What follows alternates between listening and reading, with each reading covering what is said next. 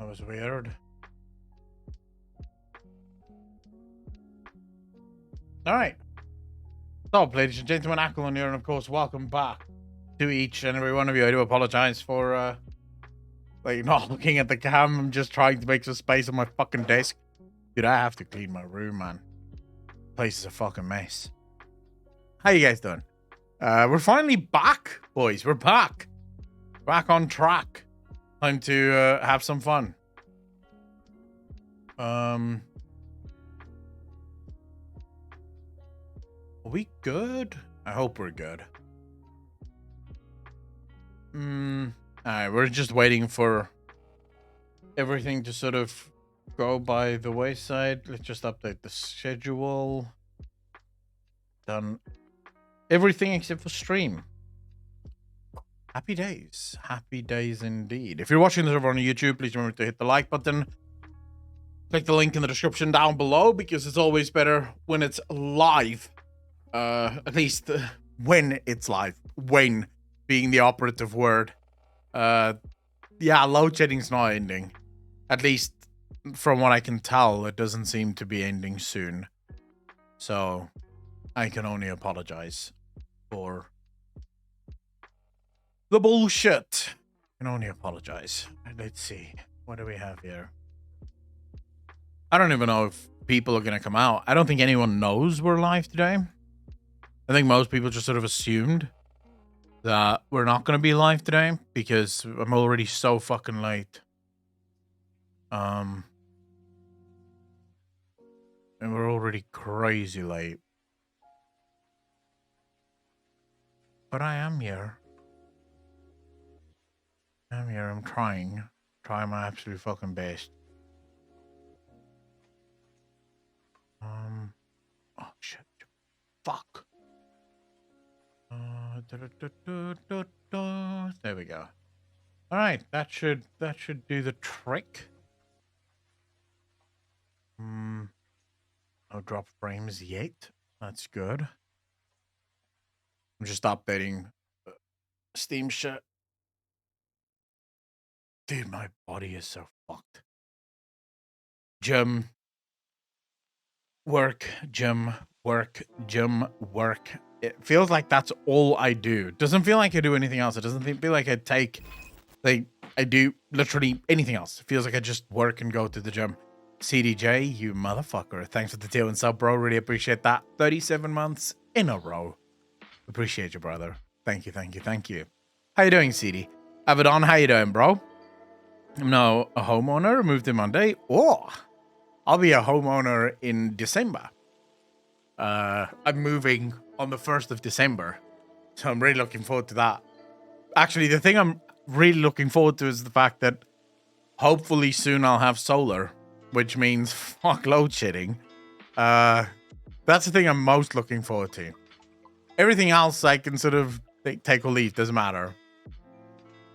Am I moving up? I wouldn't call it moving up. I mean, same life as I lead now. I'm getting a quote for that to be put into. Guy coming Friday. Have it on. Nice. Are you trying to get completely off the grid? Or just like a backstop kind of system? Metal fan from hell. How you doing, brother? Congrats to the new house. Now you can work to get solar and stick it to the shitty energy grid. Dude, that is the plan. That is the fucking plan, believe you me. It's one of the reasons I'm sort of looking into, it's one of the reasons I looked into buying a house, was just for the solar. And now we have the house. It's all, at least from what I can tell, and from what I've been told, it's all Gucci. The house is already, we're literally waiting for the banks to finish the paperwork and shit. Then I move in, and then hopefully I get solar, and then hopefully I can go to the government and say, fuck you. I don't need your energy anymore. Fuck you. Because it's been a nightmare. And it's only getting worse. My government literally announced yesterday that we will be on stage 4 load shedding indefinitely. Things are getting so bad. We've had load shedding now for the last month, right? It's just not stopped. It's not given up. It's not letting up at all. Now they've announced basically they can't tell us at all when the load shedding is going to end. They don't know. So they've just foregone all sort of pretense, because they used to pretend You know, they'll tell us, oh, you know, it's going to be load shedding stage 4 until Tuesday, right? Or until Friday. So they pretend. You know it's not going to be Tuesday or Friday. You know that Tuesday comes or Friday comes and it sort of goes, never mind, you know, next week, Monday or Tuesday. So they'll keep moving the date on, but at least they gave a date. It's so bad now that they've basically said, we don't know, like, fuck, it might never get back to normal. Who knows, right? So it's fun. It's fun living in South Africa, man. I'm having the time of my fucking life. No, I'm not. I hate living here. Gilgamesh, how you doing, brother? Spell it right this time, mate? Oh, yeah. Gilgamesh, how you doing, bro? I like the option. Least amount I have to reply on utility companies. Being competent, the better. Abaddon, where are you from? South Africa or different country? I'm not entirely sure. I can't remember. I don't know if we've ever spoken about that. But yeah, I would say getting off the grid is probably the best thing you can do. Most likely. I can't get power today. Big melon slapper. How you doing, brother? Yeah, we've got some power, you know? We don't have power for long. Like, you guys shouldn't get too fucking excited about this. We do have power, but it's definitely not for long. UK, but they're on about blackouts this winter, etc. And water companies doing hosepipe bans. Oh, shit. Yeah, that's true. That's true. The UK is like, you guys are going through a lot of shit. It's like Europe. Europe's going through a lot of shit too. Pretty scary. Eventually in Sweden. Plus if Putin... Wait, doesn't Sweden have like a lot of oil and shit anyways?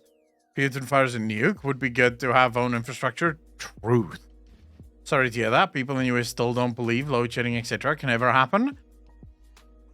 Oh, bro, it happens so fast. You have no fucking idea. It happens so fast.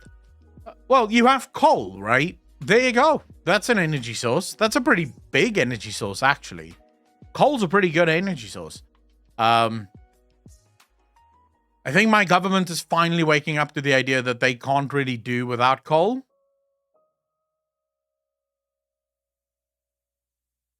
Ariani, that's true. Norway has like a shit ton of fucking oil. Oh yeah, can't wait for blackouts, except that people will die here in Finland during the winter. They won't die though, like, no one's gonna die. People will make a plan, right? People will find a way. But no, blackouts are gonna happen world over. And, I mean, don't say I didn't warn you. Like, you guys know me. You've seen what I struggle with every day, and yet you still kept, like, trusting your government. The government will handle this shit. And now, what are you going to do now?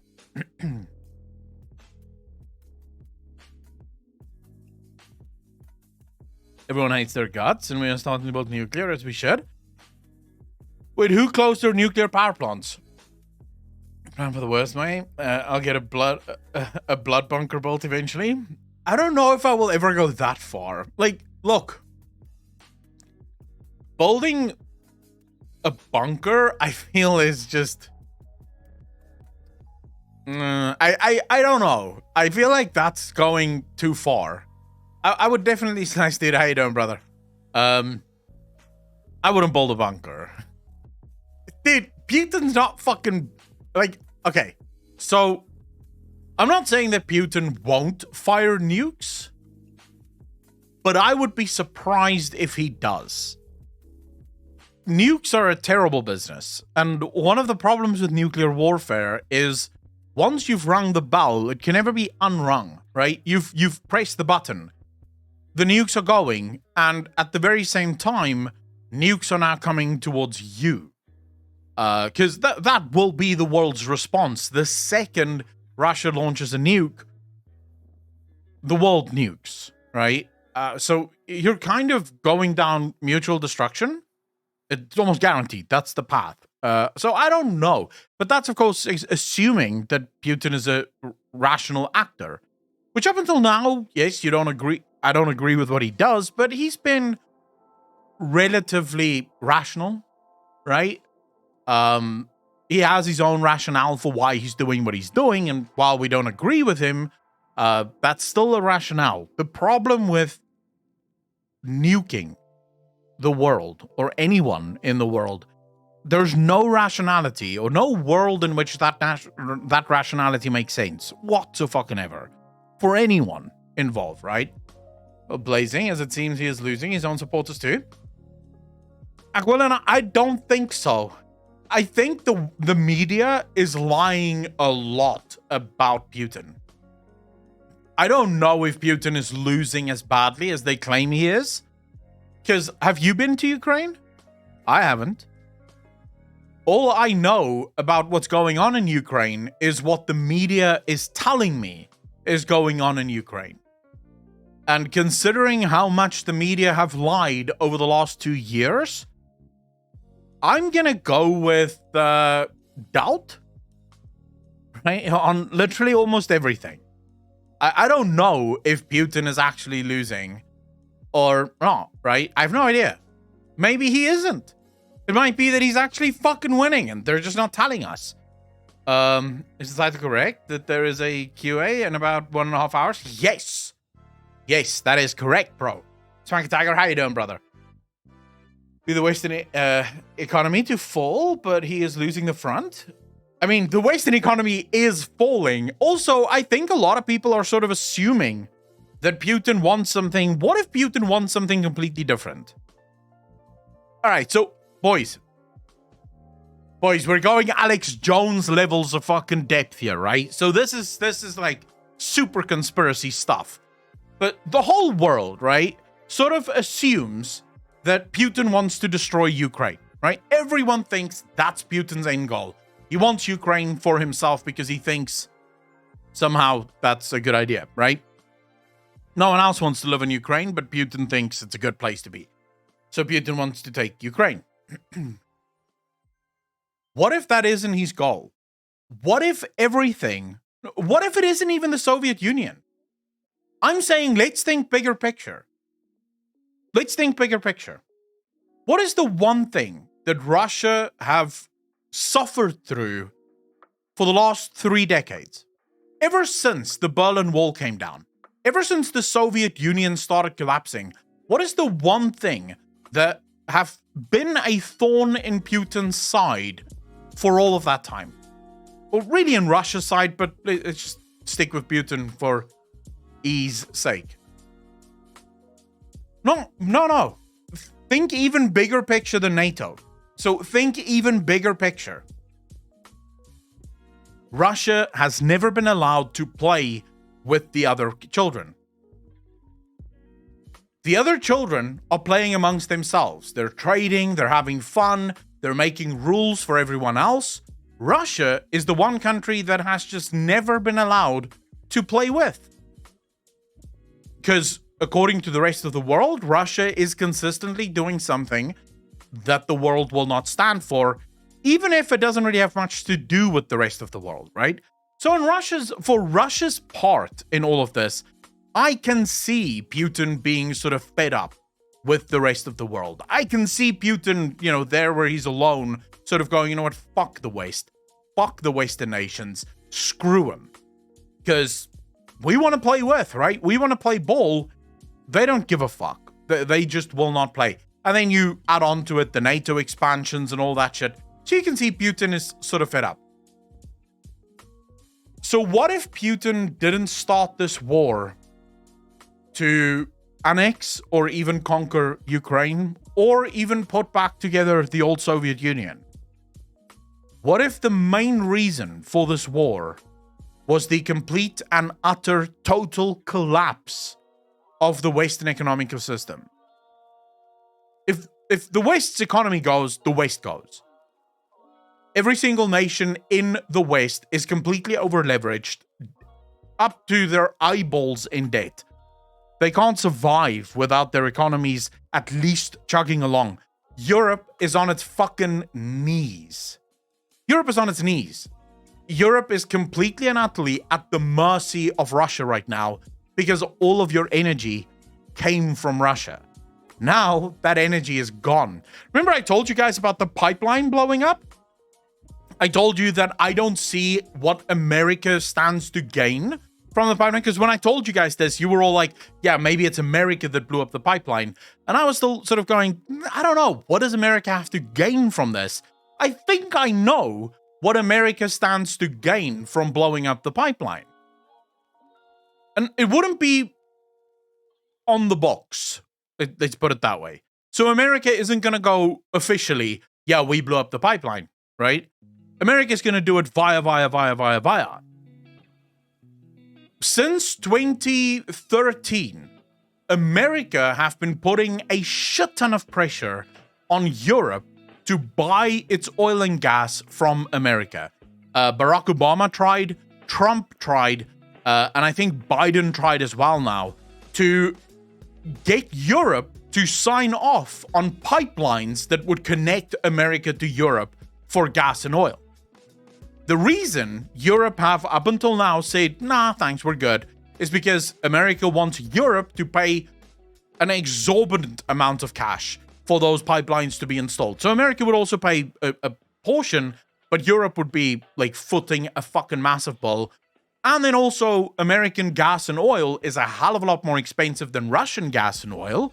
And Europe is already set up to accept Russian oil and gas. The refineries are already fine-tuned for Russian oil and gas. So Europe have always been sort of like, we don't care, bro. Keep your fucking oil and gas.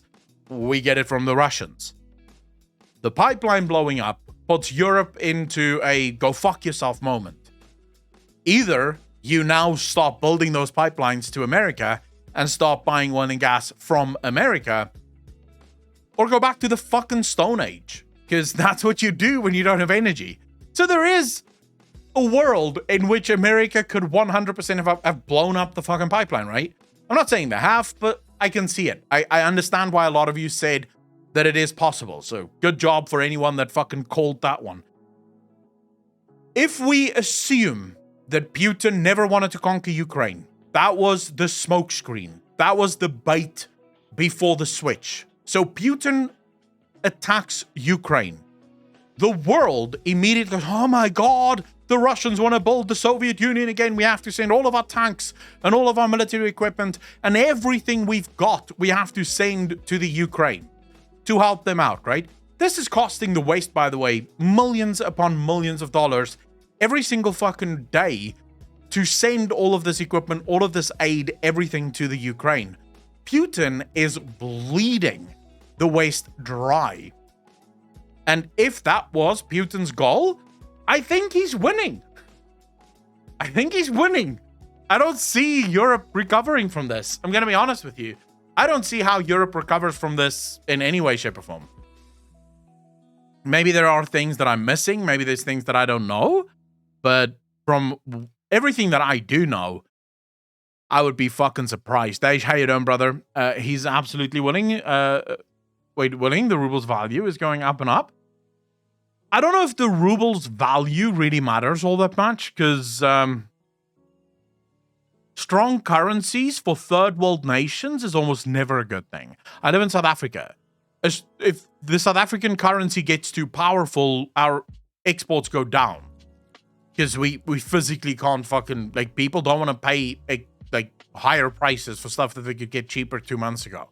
So I don't know if that is necessarily a good thing. Seems, but will China want the Western economy to fall though?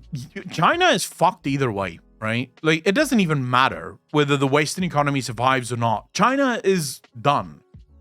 China's population can't keep going. It's in terminal population decline. It needed to have children 40, 50 years ago. It didn't have those kids. China themselves have admitted that they overcounted their population by about 100 million. So China is fucked. There's no saving China. And by that, I don't mean China is going to completely fucking cease to exist. I just mean that the dominant China, the China that's economically the second strongest China in the world, that's over. That will probably be over by the end of the decade. If all of the information that I get from the analysts that I watch, China maybe has another 5, 6, 10 years at the most. Unless, of course, they make major changes. So, for example, if they say, right, the retirement age is now 75 or 85, then sure, you know, their people will work for 20 more years, so they'll be fine for 20 more years, but then it's over, right? Or when those people die, it's definitely over. So I don't think China's definitely gonna try, right? China's not gonna just sit back and do nothing. They're absolutely gonna try. I just don't know if that trying is gonna mean anything. Mass, they don't want to work now. Have you ever seen that conspiracy movie, The World is Destroyed and the Elites All Relocate to South Africa? What movie is that, Big Menacepper?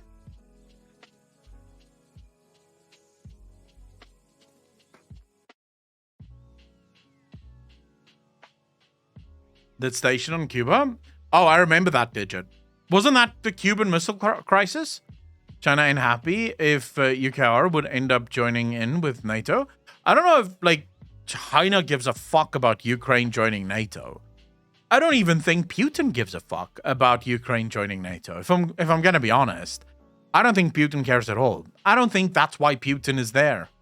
Red EU, how you doing, brother? No, this is not politics. We're not talking about conservative or liberal bullshit here.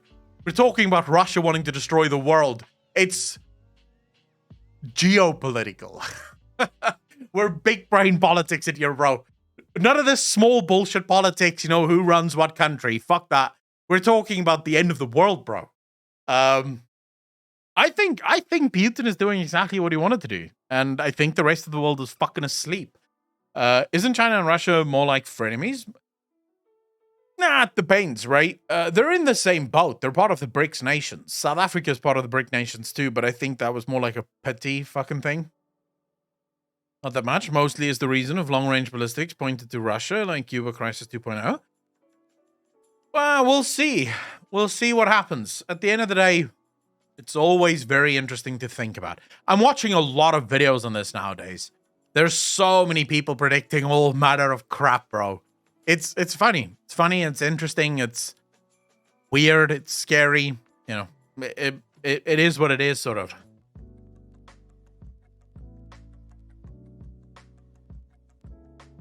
The gas and oil and crops Ukraine has. That's why they went specifically to those regions. Red EU, the reason none of that makes sense. So when people say Putin wanted the oil, the gas, and the food from Ukraine, the reason none of that makes sense. Putin has more food, specifically the food that can grow in Ukraine, because not all food can grow in Ukraine. Specifically grain, which is the one thing that Ukraine can grow. Russia is already the world's leading exporter of grain. So Russia doesn't need that shit. Russia sells most of its grain because it has far more grain than what it can fucking use. So Russia wouldn't need that. Oil and gas, Russia has more oil and gas than the Ukraine, right? Why would they need that? No. Putin went after Ukraine's oil, gas, and food so that he could put the rest of the world into a vice grip. Because Ukraine is the second largest exporter of grain in the world. You now have the world's largest grain exporter unable to export grain because the world is saying to you, fuck you, we don't want your grain. You have the world's second largest grain exporter unable to export grain because all of their farms belong to the country that no one wants to buy from. So, that's all the grain fucked, right? Fertilizer is all gone. We watched the video the other day about that. The fertilizer, 90% of fertilizer around the world comes from Russia. No one wants to trade with Russia, so no one's getting fertilizer. Putin is literally putting the rest of the world into a vice grip. I don't think it has anything to do with Ukraine. I think Ukraine was just there. It was the easiest way to do it. Because the other way to do it would be to shut down the pipes or, you know, to sort of make up an excuse. But the rest of the world would be sort of, you know, Putin would be under a lot of pressure. Whereas now he started this war, the whole world is focusing on the war, not realizing that what Putin wants isn't the war. He couldn't give two fucks about Ukraine. So yeah, it's kind of interesting, right? I don't know. I'm not a fucking expert. I'm just sort of giving you guys my thoughts on it. Will grow, because even if the prices are higher, no. Maybe.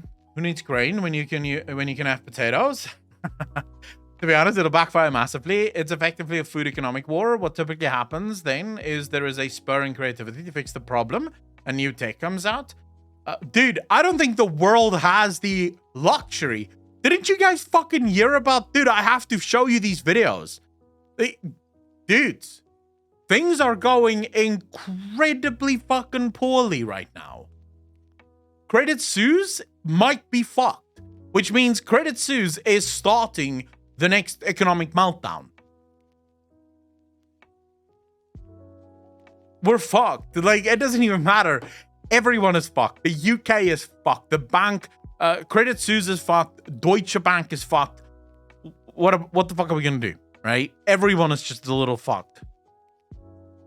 I did, Big Man and Slapper. I did. That's where the Credit Suisse stuff came from.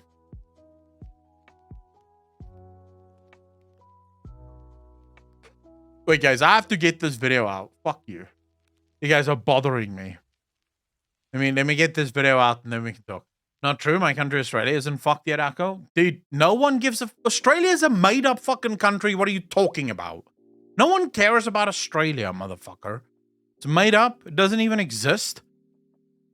Fucking asshole trying to come here with Australia. Like, fuck. Do you think we're stupid, bro? Hey, Jesus.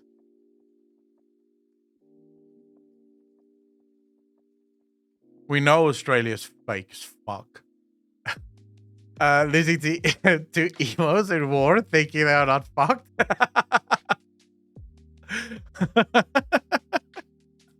True. All the phone boys are making a video.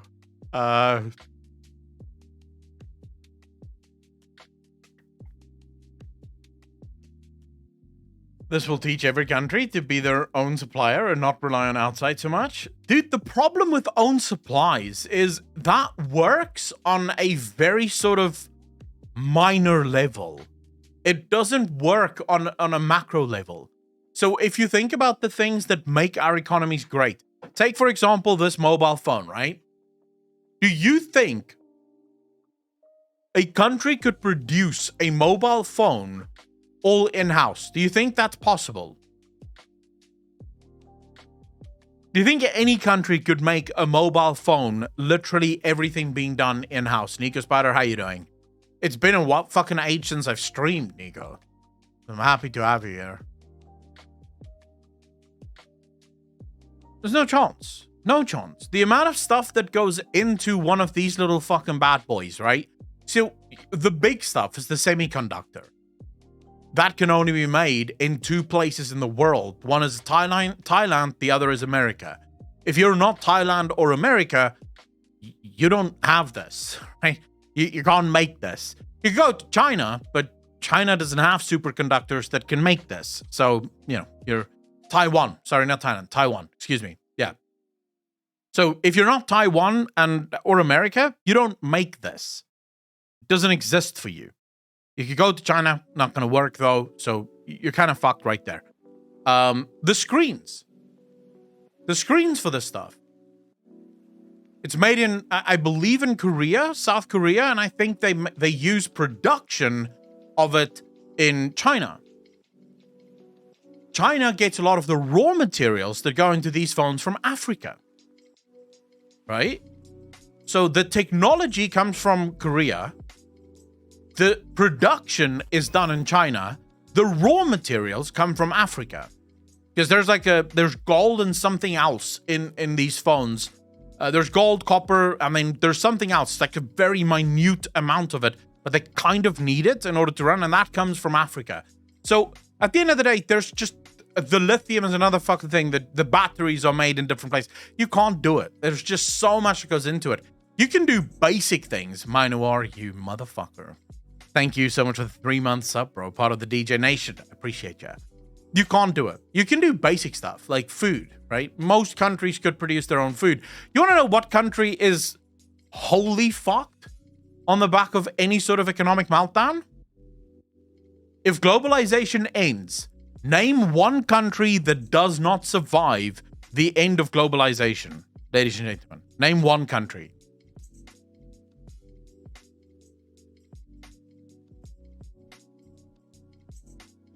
Nice, Gilgamesh. What stew is it?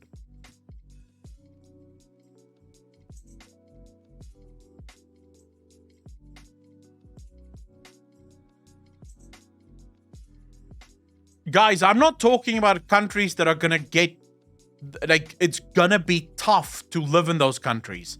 I am talking about the complete and utter end of those countries. In other words, the country cannot exist whatsoever. There is one country in the world that does not survive the end of globalization. Only one, from what I know. There might be more, but from what I know, there is one country that does not survive the end of globalization. Singapore. Singapore is a tiny island that produces absolutely fucking nothing. Not its own food, not its own resources, not its own technology, nothing. It is the business haven of the world, but it in itself produces nothing. Nothing. It can't. There's nothing there. There's nothing there. It is literally a business country. The end of globalization, where businesses don't give a fuck about international business, why the fuck would you live in Singapore? You can't get access to food. They don't have food. They don't have arable land for food, right? At least not enough to serve the entire country, because it's a pretty big country. They don't have access to any natural resources other than maybe water, but even that is probably contestable. What does Singapore do in that situation? Unless I'm missing something, which is possible. But I don't see Singapore being able to do jack shit.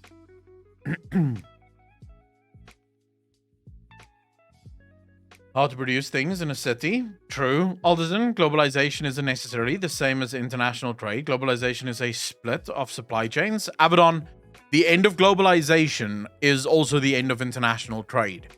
The only reason we're currently trading with each other is because, well, America protects the seas. If it's not for America protecting the seas, countries stop trading with each other quite quickly. Or yes, I would say the Vatican sits in the middle of a country that actually produces its own food, so they're probably fine.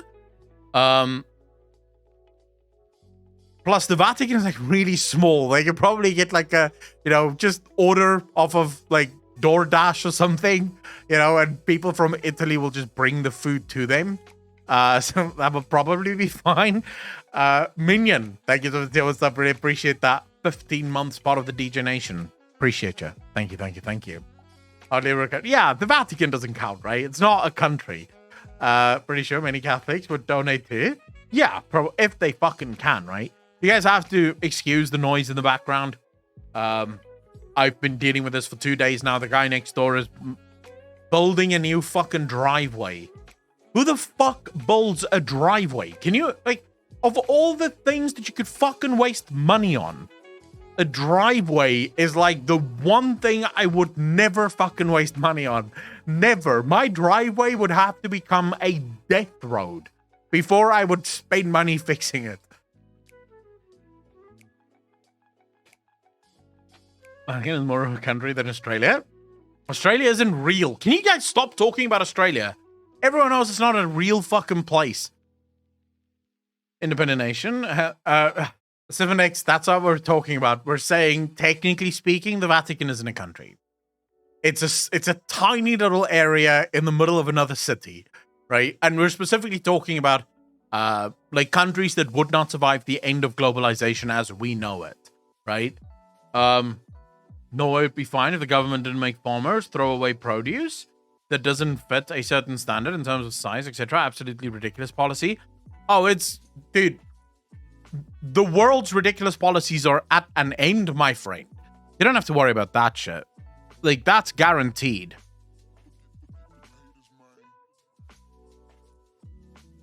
Oh, I know, brother.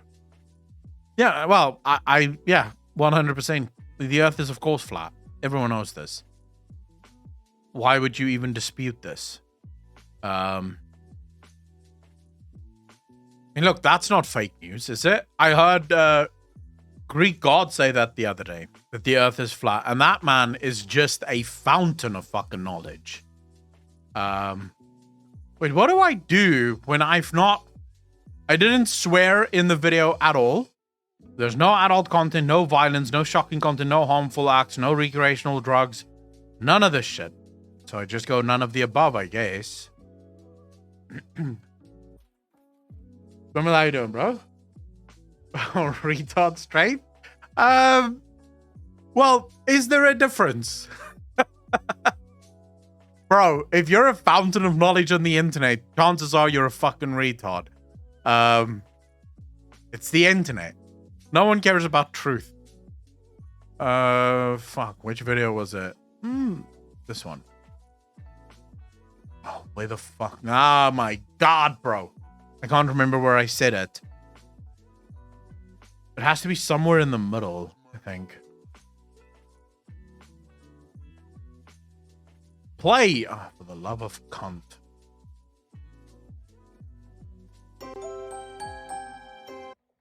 I highly suggest watching that video before diving any deeper into this one. And because I'm a nice guy, I will link the video in the top. See, I'm a nice guy, chat. Unicorn poop, you fucking asshole. Thanks for the 5 bits, dude. Really appreciate it. Thank you, thank you, thank you. I'm a nice guy, guys. I'm a nice guy. I think it's this video I'm talking about. Yeah, Terror from Below. That is the video. Did I talk about another video at some point in the... Oh, shit.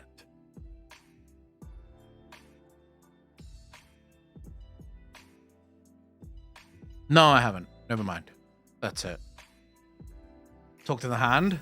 Jane Jenner, you bastard. Thanks for the primes. I really appreciate that. 2 months, part of the DJ Nation. Appreciate you. Thank you, thank you, thank you. Title of your sex tape? Of course. Everyone knows that's got sex tape written all over it. Dude, I am so proud of this video. Like, you guys have no idea. I spent 4.5 fucking hours editing this bitch. I could not be more proud even if you fucking paid me. No, if you paid me, I would be more proud. I'm very proud of this video.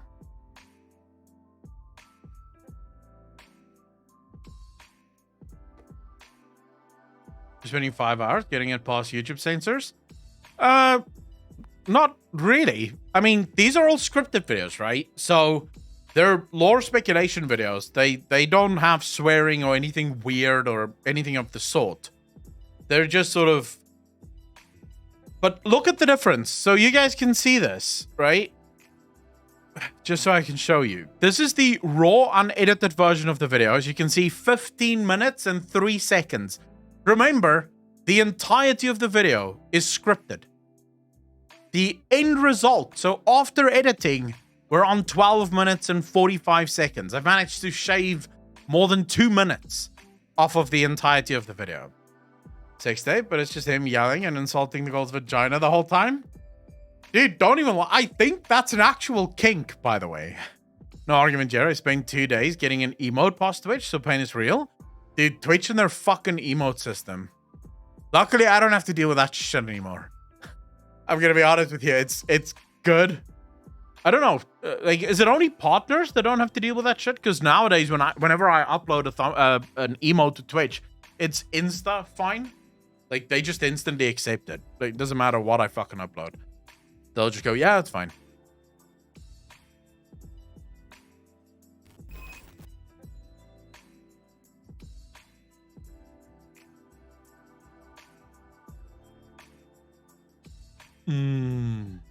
Gilgamesh, you bastard. Thanks for the primes. I did really appreciate that. 4 months in a row. Wait, I have to fix this. Fuck. Wait. Something is very wrong. I forgot. Move that up a little bit. Okay, that should be good. Should be better. Sorry, fixing my mic, boys. For 60 days of no issues, get auto approval too. Yeah, my TOS adherence is spotty at base, so I don't have that TOS optional. Oh shit. I haven't broken. I don't think. Chat, have we broken any rules? Chabad, you bastard. Thanks for the 2 months up, dude. Really appreciate 3 months, part of the DJ Nation. Appreciate you, brother. Thank you. You guys just started the Scamar strain. Why couldn't you fucks start the Skamar strain last month during September when you could get 25% off fucking subs. But no, you want to give me your money when it's the most expensive to do it. It's like you guys don't even know that there's a financial crash coming. Like, what the fuck? Jesus, boys. Rules are meant to be broken. Think being a cult breaks the TOS. What if you're a cult of retards, though? Does that break TOS? Because it's not like we're a threat to anyone. We might be a threat to ourselves, but... you know, who gives a shit?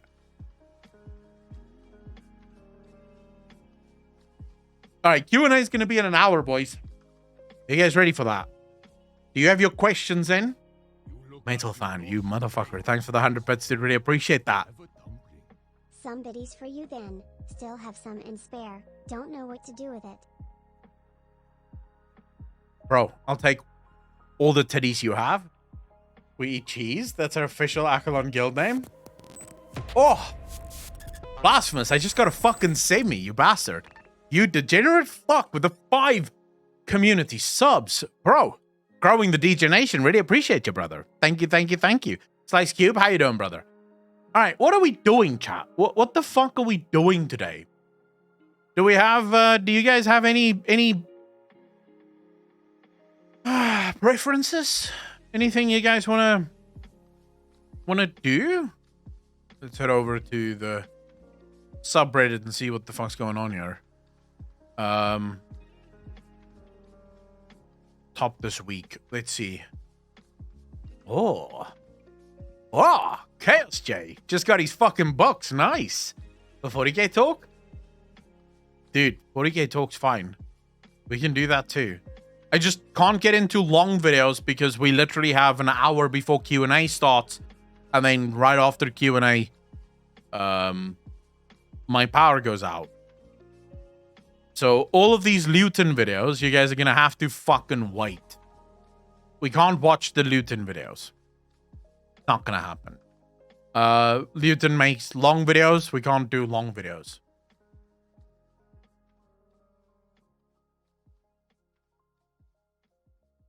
When am I playing Wrath of the Lich King Classic? Let's see. What day is it today?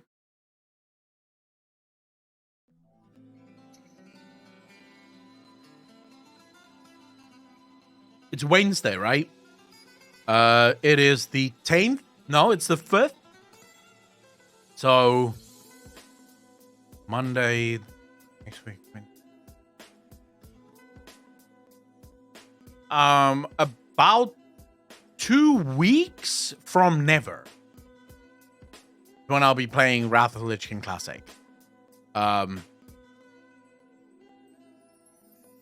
The honest answer is I will not be playing Wrath of the Lich King Classic. I played it when it was current. It was a lot of fun. It is still my favorite expansion of all time. But why would I play it again? I've already played it. No point. Oh my god. You guys have literally just given me super long videos to react to on the fucking subreddit. Oh my god, boys. Normally, I love super long videos on the subreddit. It's just, we don't have time for it today. Ah.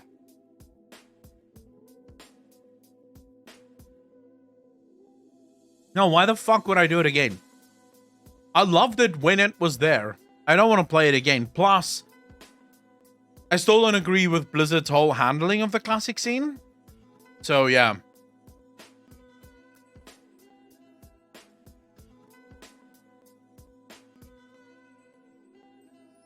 This one. Interesting, but unknown.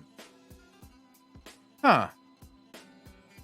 Alright, so Noir. 5 obscure but amazing Loyalist Space Marine chapters. Some lesser known but unique chapters. Alright, this is Major Kill, right? I'm assuming, yeah. Okay, so this is Major Kill. Let's watch this. It's a good idea. Oh, shit. Boys, I have to show you. There's another video I have to show you after this one. Okay? I do have a video that I want to show you after this one. G'day guys and gal. There is a shitload of Space Marine chapters, about 1000 give or take, and whilst 40k does a wildly good job of exploring hundreds of characters, sub-factions and events in great detail, it just can't give every chapter a codex or a dedicated novel. As such, we're left with dozens of incredibly interesting and engaging chapters. I'm actually, in my book, The Dark Imperium, I'm in... The portion I'm in now is where Gilliman... It's not where he's setting up his new rules for the Space Marine chapters, but he's kind of dealing with an issue right now where the Ultra Legion, or the Alpha Legion, his Space Marines, is a collection of a bunch of different chapters that came together to fight the wars of Ultramar, and he's now sort of dispersing these Marines, so breaking up the chapters as a... Even though he shouldn't, because he's at war and he needs to save Ultramar, he needs to do it so that the rest of the galaxy doesn't think, oh my god, his Marines are getting special treatment. Why are they allowed to be in this big fucking or this big legion, but no one else is allowed to be there? So I'm literally at that point in Dark Imperium right now. Chapters that have at least one super unique thing about them. However, they are just barely fleshed out, meaning I honestly don't have enough content on them to make a dedicated video. So I thought, why not pick 5 of the most interesting and obscure chapters and present them in one good hit, like a primed heroin needle striking directly into a juicy vein. However, before I educate you with facts and logic... What the fuck? Wait a second. What? Dude, did they just change the way hype trains work? Bro, I think Twitch changed the way hype trains work. I never even saw that. They didn't give any news on that. What? Hype train complete at level 3. Your community contributed a total of 8. So... Dude, they literally just said that they're pushing, like, it's a boost now. I don't know if I agree with that. I don't think I like it. Yeah, I don't particularly like the idea of, because it's just putting more and more incentive on content creators to push their fucking sub trains, right? Their Scamas trains. And it's sort of heavily monetizing your own community. I don't like it. I appreciate the fucking money. I'm not going to say no to that. I just don't like the fact that it now serves as a way of getting other viewers, even though I don't think it means jack shit. Like, keep an eye on the viewers that we have on the stream. See if it goes up. My thinking is it doesn't. Right? But yeah, see if it goes up. Yeah, you guys are literally the cows, and Twitch is just fucking milking you for everything you've got, bro. With the year wrapping up, I have a goal. Well, I have like 6 goals, but the one I'm working on today is to get to 420,000 subscribers by the end of the year. Now, most YouTubers would just ask nicely, but I'm not like normal YouTubers. I'm a cool YouTuber. So if we do get to 420,000 subs before the end of the year, I'll hire a hot female model, chuck her in sexy Warhammer cosplay, and upload it for you guys and gals. Did he do it? Oh, he didn't get there. He's not there yet. You should get that girl. She's hot as fuck. I don't know who it is, but she is hot as fuck. A pretty new video? Dude, I want to see that video. What the fuck? Otto, yeah, I'm a boosted streamer. Sag. Got 2 models. Made a calendar. Bro. Dude, this guy is a genius when it comes to marketing. He knows that we're all nerds and we're all horny, and he's just using that to his advantage. Man doesn't have tits, but he's got the money to buy tits. And that's all you need, though. Like, you want growth, you need titties. If you can't have your own titties, just buy titties. Easy life. For free. If that isn't the mother of all incentives, then I just don't know what is. So grab your buddies, grab your girlfriends, yeah right, and slap that juicy subscribe button. Today we'll go over 5 obscure but wildly interesting Space Marine chapters. Chapters you've probably never heard of, but will make you go, oh, no shit, that's super interesting. Let's get into it. First up is the Death Spectres, who really deserve their name. They are the guardians of an eldritch horror that lurks within the Ghoul Stars, a horror that could destroy the galaxy. The cool part is that this mysterious force isn't even chaos related, so it adds that unknown Lovecraftian vibe. Everything about these dudes is dark and grim. Their chapter name, their aesthetic, their culture, they are literally part of the 13th Dark Founding after all. The darkness they watch out for was so horrific and damaging to the galaxy that all of its records have been expunged. All we know is that during the 34th millennium, an apocalypse emerged from the Ghoul Stars and destroyed a shitload of worlds and killed over 12,000 Space Marines. It was eventually beaten back at great cost, with the Death Spectres getting founded purely to keep it contained. The Emperor himself literally gave their chapter master specific instructions to seek out a special world which had like a glass throne that was kind of like a bitch version of the Golden Throne. As the dusty scrotumed Emperor rarely ever communicates with anyone, this was a big deal. The greatest of the Death Spectres must sit upon this throne of glass and are slowly petrified. While on the throne, they are so focused that they can barely communicate with their chapter, just like the Emperor, yet they are said to gain incredible power. However, it's not clear what power that is. A good theory is that it is the power to keep the darkness of the Ghoul Stars shackled. There is a prophecy that says that one day a mighty Death Spectre will arise, who will overcome the power of the glass throne and use it to do something cool. Unclear what, but either way, that adds a lot of... Dude, how the fuck is this the first time I'm hearing about this? You assholes. You have this brilliant little nugget just sitting in the 40k universe, an eldritch evil, ancient as fuck, that could destroy the galaxy, and all you guys are fucking telling me, oh my god, you should see the Chaos Gods, bro.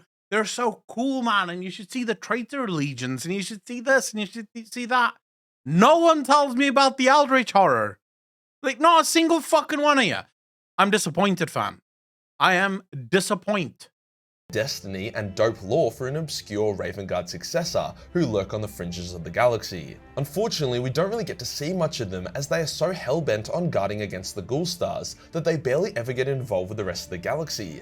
To them, the fall of Cadia, the Great Rift, Guilliman's return are minor inconsequential things compared to their duty. Minor, that is not a point. Because before this video, I knew exactly nothing about this.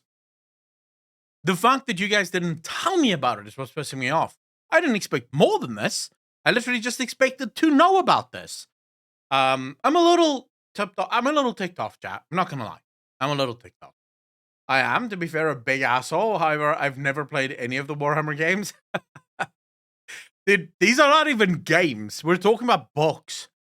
So many books. But so fucking good, bro. So good. Dude, I wish I could sit here and just talk about the Dark Imperium for the whole stream. The way these books are done, this is what WoW books should be.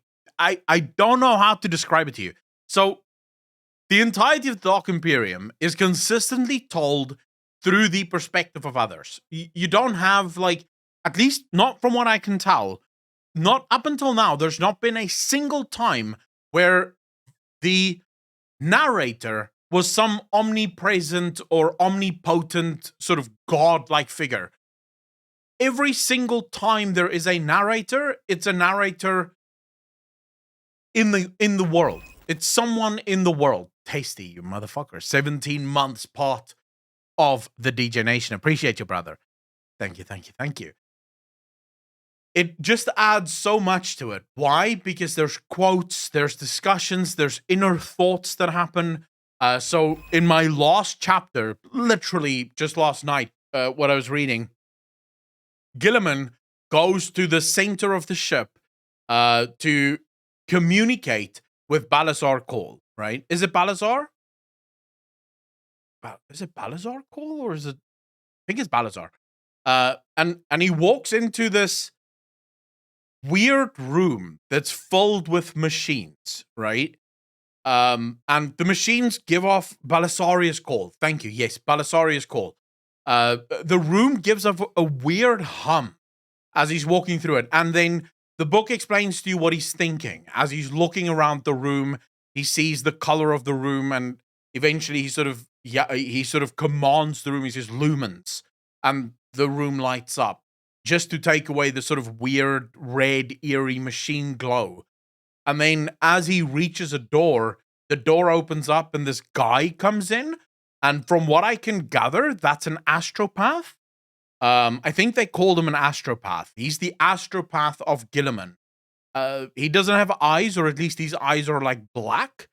And the machine makes him feel incredibly uncomfortable.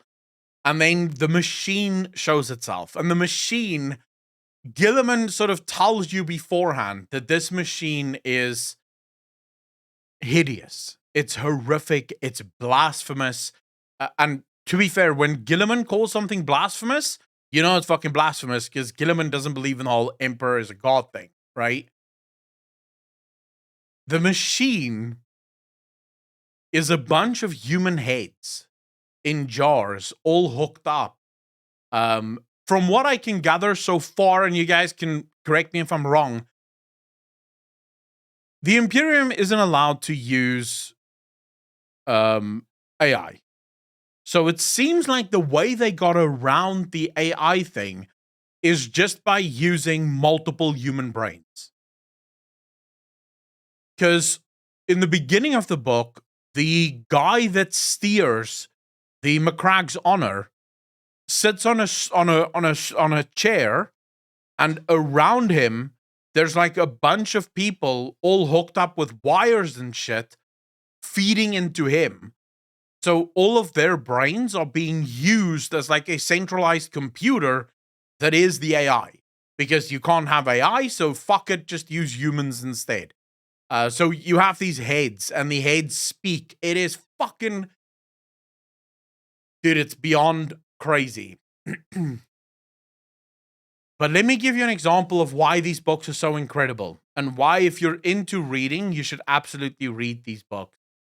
I'm not someone that gets queasy easily, right? I can watch like a lot of gory shit and it doesn't really affect me. I can sit here eating while I'm watching blood and guts and shit. It doesn't bother me. I'm sitting in a restaurant. It's load shedding, so me and my brother went to a restaurant to go eat something because there's no power at the house. And I'm sitting there, I'm reading my book. This is load shedding. What the fuck am I asking? What else am I gonna do? And I'm at the chapter where they're on... Is it Espandor? What's the planet called? Varus. I think the Varan? Baron. It's a soldier. It's an Imperial Guardsman. I think it's Espandor. They're on the planet Espandor. And as they're fighting the dead, because the Chaos Gods, Nurgle, literally keeps raising the dead. And then every once in a while, they have to shoot down the dead. And this time, they shot down the dead, and then suddenly, out of the fog, they hear this, all is ash, all is ash, all is ash. Just this fucking whisper coming through the fog, and they don't know what the fuck it is. And then they start hearing the mechanical, like, gears and shit moving, and they realize these are traitor Marines. Or Chaos Marines. And in the book, when Varus sees one of these Chaos Marines for the first time, the book starts describing what these Chaos Marines look like. And I kid you not, I was gagging a little while reading it. Like, just reading, they are fucking hideous, bro. Like, absolutely hideous in their explanations. And it's so raw. It's so cool. You absolutely have to read those books. It is such a fucking good read. A lot of people say that the Ultramarines have sticks up their asses and adhere way too closely to the Codex Astartes, making them boring and predictable. However, compared to the Red Scorpions, they look like radical renegades. The Red Scorpions literally adhere word for word to the Codex Astartes, like an evangel adheres to the Bible. No grey area, room for open interpretation or anything. Space Marine book is all they want and need. They are so hardline that they have absolutely zero interaction with anything that isn't pure untouched human. They won't deal with abhumans like squats or ogrins, They won't even think about not killing Xenos. They are literally a bunch of self-righteous purists Jesus. that think they are better than anyone because they've never seen what a vagina looks like. Their gene seed is extremely stable and pure by their own design. Like, they have the highest ratio of apothecaries of any chapter in the galaxy in order to keep extremely high quality control of their gene seed. Their second in command is an apothecary. They are also semi-unique in that they believe without doubt that the Emperor is a god,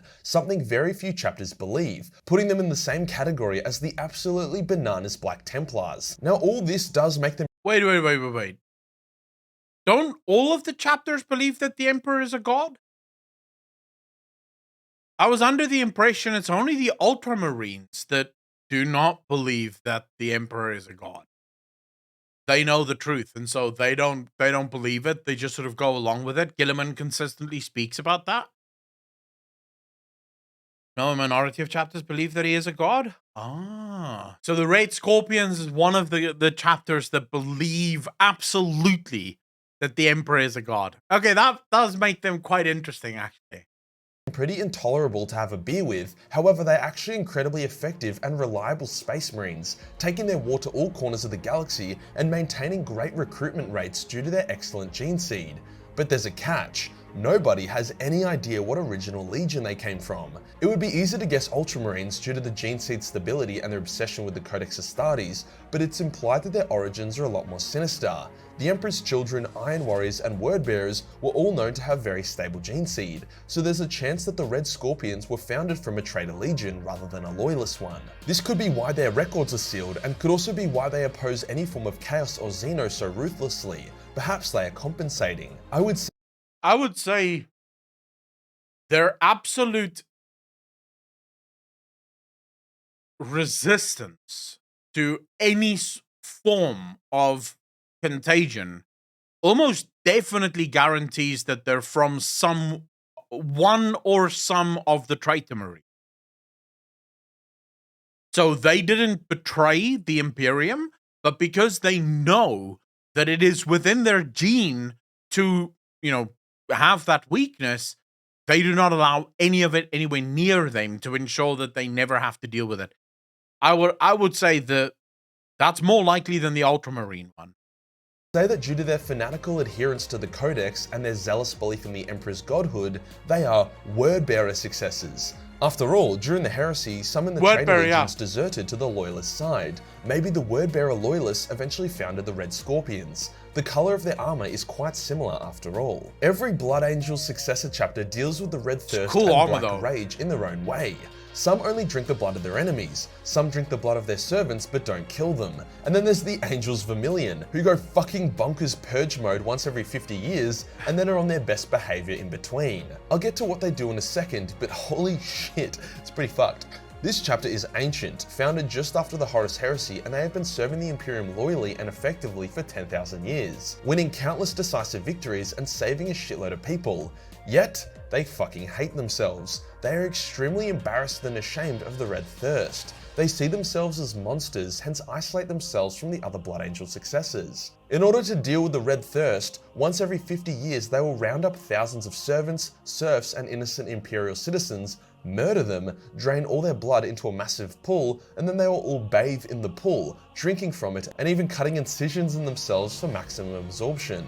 Yeah, they all have fucking AIDS for sure. With the remaining blood, they then put them into injectors in their power armor to act as battle stims. This seems really fucked, and it kinda is, but it's also wildly effective. Very, very few Angels Vermilion fall to the Black Rage or Red Thirst. For those 49 years in between the blood orgies, the Angels Vermilion are amongst the most noble of the sons of Sanguinius. Also, to be fair to them, the killed are buried with full honors and are surgically killed so there is no pain. It's not like they just go ape shit with them or anything. Ironically, the Angels Vermilion actually kill significantly more innocent people than the Flesh Terrors, as the Flesh Terrors generally only kill and eat the enemies of mankind, only occasionally losing their marbles and killing the guardsmen under their command. The Angels Vermilion, on the other hand, will kill thousands of innocents at a time, so it's funny how one is seen as a bastion of nobility and the others are considered savages. The Angels Vermilion have been able to keep their— It's not how many people you kill, it's how you kill them. Like, you can kill 1 million people, right? It's all just about what does it look like. If you leave a shit ton of arms and legs and heads on spikes, people are gonna be like, what the fuck? If you just leave a bunch of like graves and they're all nice and neat, crosses on all of them, people are like, oh wow, I guess something went down here. Let's take a selfie. So yeah, it's all about method, Their unique method is secret. However, they did have a mini war against the Order of the Argent Shroud, one of the main sister battle convents. Swanky But I can't seems find like the it. reason in the lore, so I'm not sure if it was just bolter bitches being fucking crazy, or if they got a whiff of some messed up shit the Vermilion did. Either way, an interesting chapter. Ultramarines are considered to be the most straighty 180, reliable, and even human of all the Astartes. But the reality is that their superpower isn't their math skill or their Aryan overlord. It's actually their adaptability and versatility. Hence, many Ultramarine successors are wildly different to their original chapter, none more so than the Mortificators, a chapter of steadfast and loyal cannibals that defile the corpses of their enemies and wear their bones as trophies. What the fuck? They are kind of obsessed with death, having their own religion that worships death and the Emperor at the same time. So how did an Ultramarine Successor chapter become a blend of Night Lord and Death Guard? Well, they are actually a second founding chapter, meaning their first Astartes served under Guilliman and even the Emperor. When the chapter was first created, the chapter master got a vision from the Emperor to go to a certain human world and begin recruiting from it. That world was a savage world full of cannibals and superstition. As the chapter became more and more full of people from this world, it took on its culture and practices. Its ships and fortress monasteries are full of what initially appears to be statues, but is actually the preserved corpses of fallen battle brothers, whilst their chapters are full of skulls and bones. The best part about it is these guys aren't even slightly heretical. Despite it sounding like Khorne would have a field day with them, they are completely loyal, super reliable, and possess a lot of common sense. For example, their opinion of the Codex Astartes is one of the best ones to have, which is that whilst it contains valuable knowledge written by a genius, their Primarch, it is very old and outdated, so to follow it to the letter despite how the galaxies change would be a foolish thing to do. Wait, isn't Guilliman right now, Grofa, how you doing, brother? Isn't Guilliman right now also aware of the shortcomings of the Codex Astartes? King Julian, I don't know. When does load shedding end?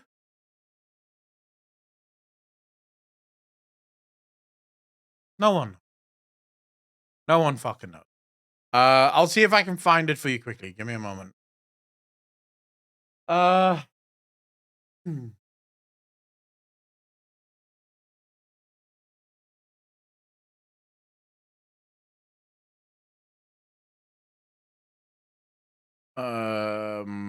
All right. Okay, so this was 20 hours ago, right? So 20 hours ago, ISCOM let us know the following. A generation unit each at Kendall and the Tabu power stations have just tripped. This necessitates the immediate escalation of load shedding to stage 4 at 6. This stage of load shedding will be maintained until further notice. ISCOM will publish a full statement tomorrow afternoon. We've not gotten a full statement at all. Booney, how you doing, brother? Thanks for the first time chat. Really appreciate that. I, of course, immediately replied 20 hours ago. Fucking called it, because I did. I said that they're going to extend it because it was supposed to end like on Thursday, and now it's just sort of going again. But guys, if you have the best shot, I have given it my best shot and will continue to do so. Ron Paul's on his presidency. This is our president, by the way. An absolute fucking moron. Dude, people are so annoyed. So fucking annoyed. Every load shedding must result in pay reductions. Yeah, it's never gonna fucking happen. But anyways, yeah, so that's to answer your question, Mr. King Julian. Overall, however, they are still considered to be Codex compliant. If you had to pick any original legion for these guys to be descendant from, I bet nearly none of you would have thought of the Ultramarines, but here we are. So next time you want to shit on the boys in blue for being generic, just remember the kind of stuff they've spawned. Finally, we have the Raptor Marines, who are more or less real-life Bonk.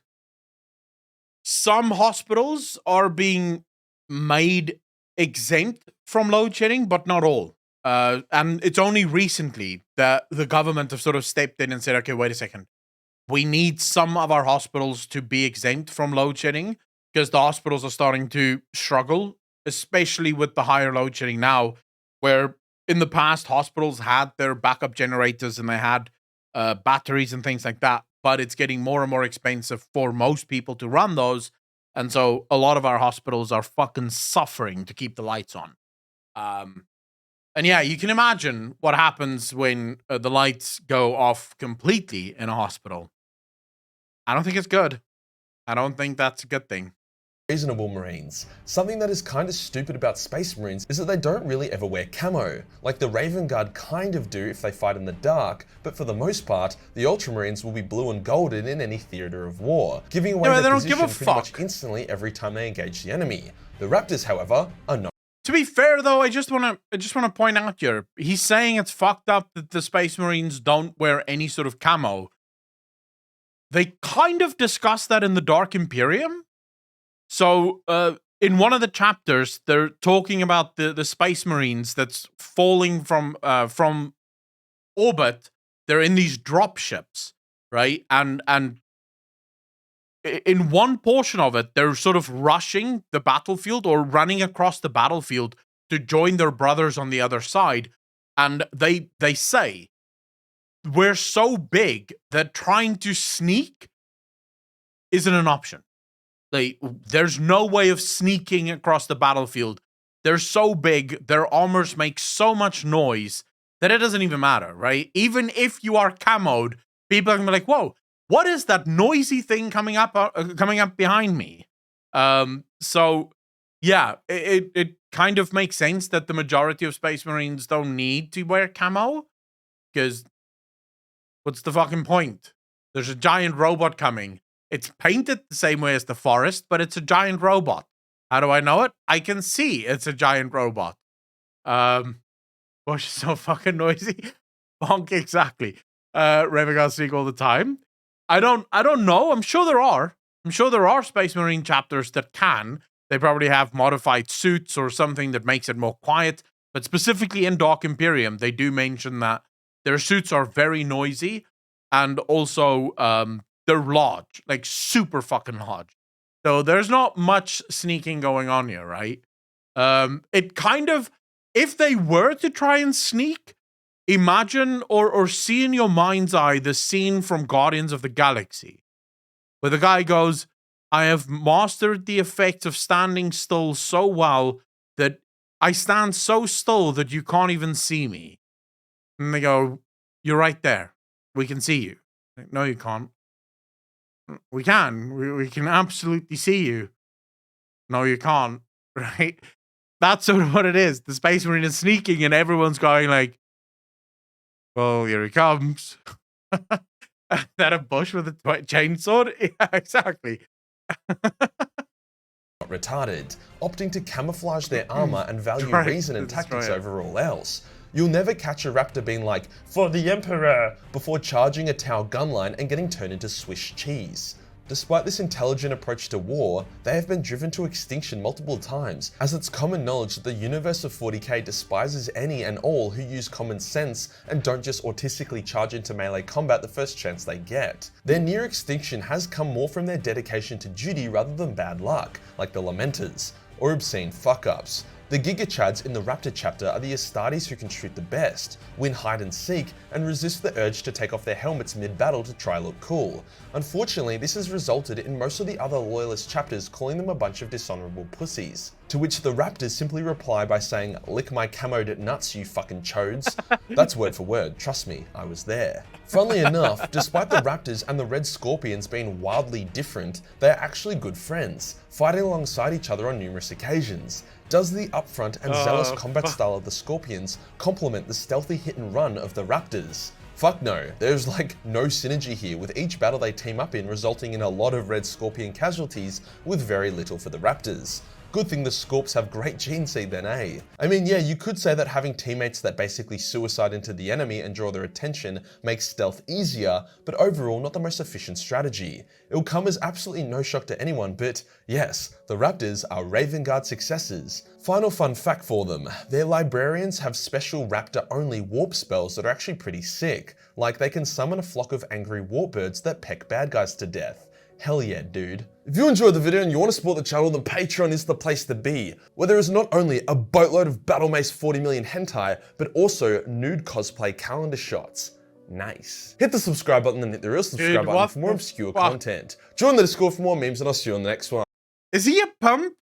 Like, legit. What does Major Kill do when he's not making Warhammer 40k video? Peace.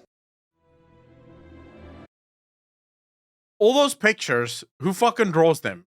Does he draw them? Where the fuck does he get the naked chicks from? Sporting, going to the gym, I think. Karakunis, how you doing, bro? Goes to the gym. No one can go to the gym that fucking often, right? He hires models for it. Yeah, probably. I mean, I need to get. So there's two things that I don't give a fuck about that, King Julian. That's not why I'm asking, bro. He can use his money to stick it up his own pee-pee hole. I don't give a fuck, right? I'm not on about the money.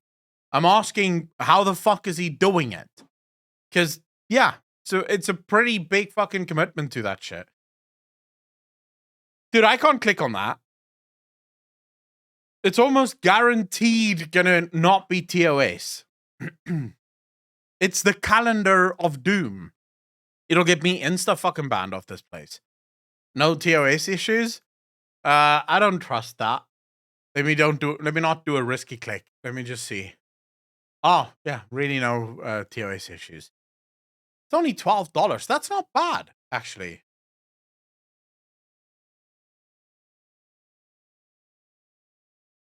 All right. I'm assuming he's selling a cunt ton of them. Because there's naked chicks in there. And the amount of nerds that would pay $12 for naked chicks is unreal. You know, you get a naked chick every fucking month. Yeah, you could rake it in with some wild pigs. Grow file. So I do have a plan for a lot of things, but none of it has to do with Patreon or anything like that. I do want to get an artist to make some stuff for Patreon, but it's not really about that. I'm looking for artists that can draw B-roll footage, if that makes sense. So in the videos, I obviously need B-roll, and there's a lot of times, so specifically now, the video that I'm currently writing, Thralls Papa, did I say thank you for the 2 on sub? I don't remember. I really appreciate that, bro. 7 months, DJ Nation, appreciate you. Thank you, thank you, thank you. How do you not know this? Dude, money may equal pussy, but I don't want to spend my money on that. I need B-roll pictures. So I'm making a video about the Void and a lot of fucking like old god stuff, and there's really not good pictures out there of old god stuff. Incoming, Accolon as a fireman, Accolon as a cop, Accolon as a lumberjack. Pre-order yours today. Well, there you go. Pringles, what will AI art do for me? Do you need any sort of artistic background or knowledge to use AI art? Because I can't draw for jack shit. Like, if it asks me for like a rough drawing, I'm not doing it. Because I can't. I don't know how to fucking do it. Or do you just feed different pictures into the algorithm and then it comes up with different pictures for... Oh, that could work. If that's how it works. It generates based on what you type. Then you feed different pics and info. All right, I'm gonna... If anyone knows of a place where you can do AI art, let me know. Like, just DM me on Discord, because I really need that. There's so many pictures that I desperately fucking need. But the thing that I actually need now, more than any of that, is a clips editor. Can't draw to save his life, confirmed. Search up stable diffusion. Ooh. Stable diffusion. All right, let me check this out.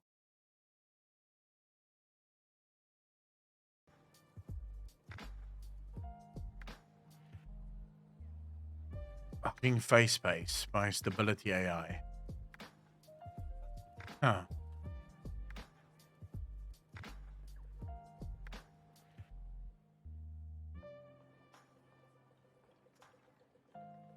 Yeah, it doesn't do. This application is too busy. Keep trying. Lol.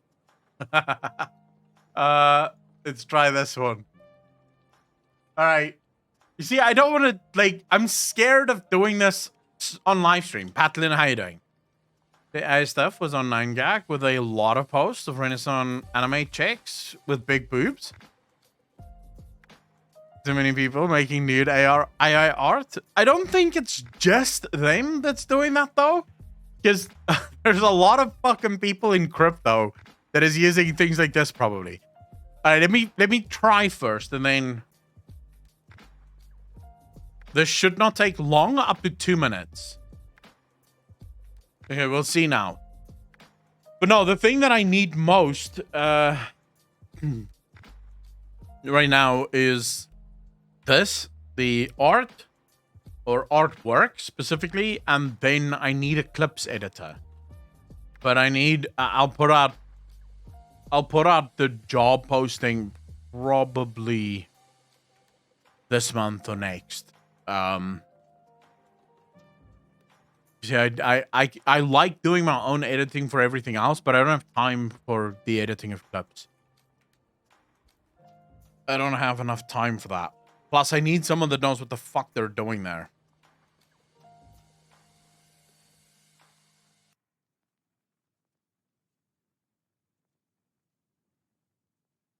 Fuck. All right, we're just kidding. 15 minutes here, boys. And then we stop with the Q&A.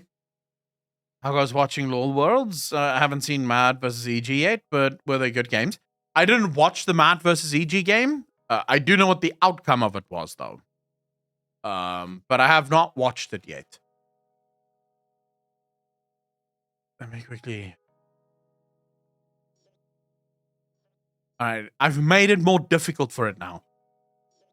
Booking ended. Guess no leveling alt till 2 weeks from now? Or did they? Yeah, no. EG absolutely fucking destroyed Mad. Like, fuck Mad Lions. Dude, but to be fair, though, the NA crowd should shut the fuck up. You guys should really not be too excited about this. Mad Lions was by far the worst team we had at Worlds. In fact, most of us didn't even want Mad Lions to go through. We wanted Exile to go through. So... yeah, beating Mad Lions doesn't mean that NA is on parity with EU. EU is still better than NA when it comes to League of Legends. Dude. It's not quite what I want, but...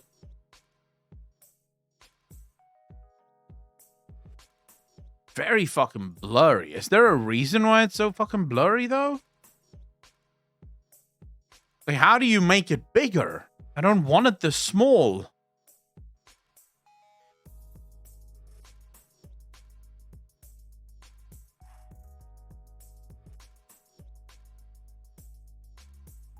RJL. Especially the mini. That's what she said. Yeah, probably. Is Morny awake yet? I'm not sure if Morny's awake yet.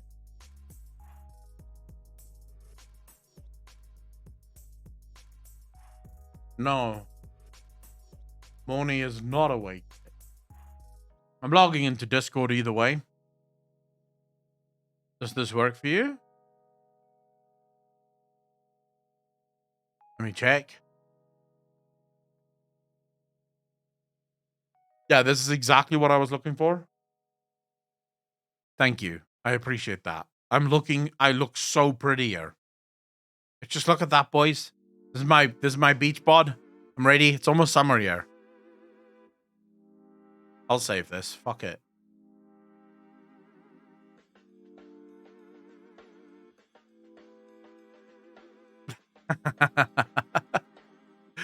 Let's tweet.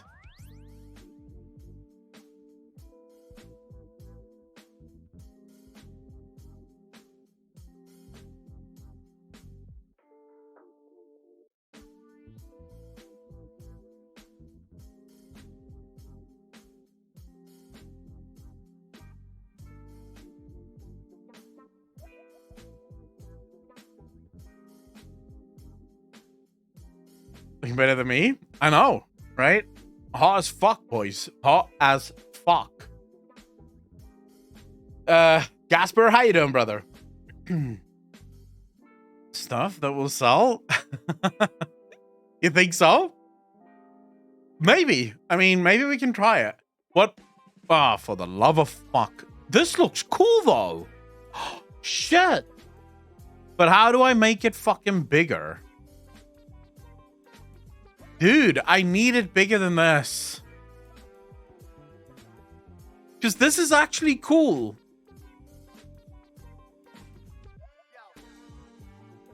I could use this in videos.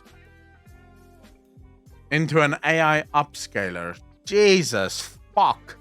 So now I need an AI upscaler as well?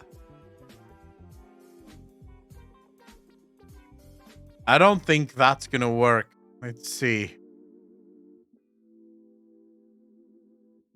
Yeah, I know. That definitely doesn't work. Dude, all of them looks interesting. I like this. The problem is just it's not good enough.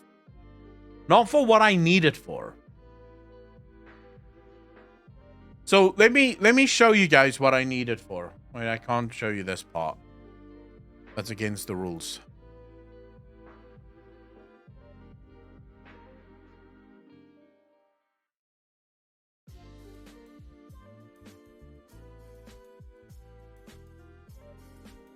All right. So if you look at this video, we're not going to watch the whole video. Don't worry about it. But I just want to show you guys.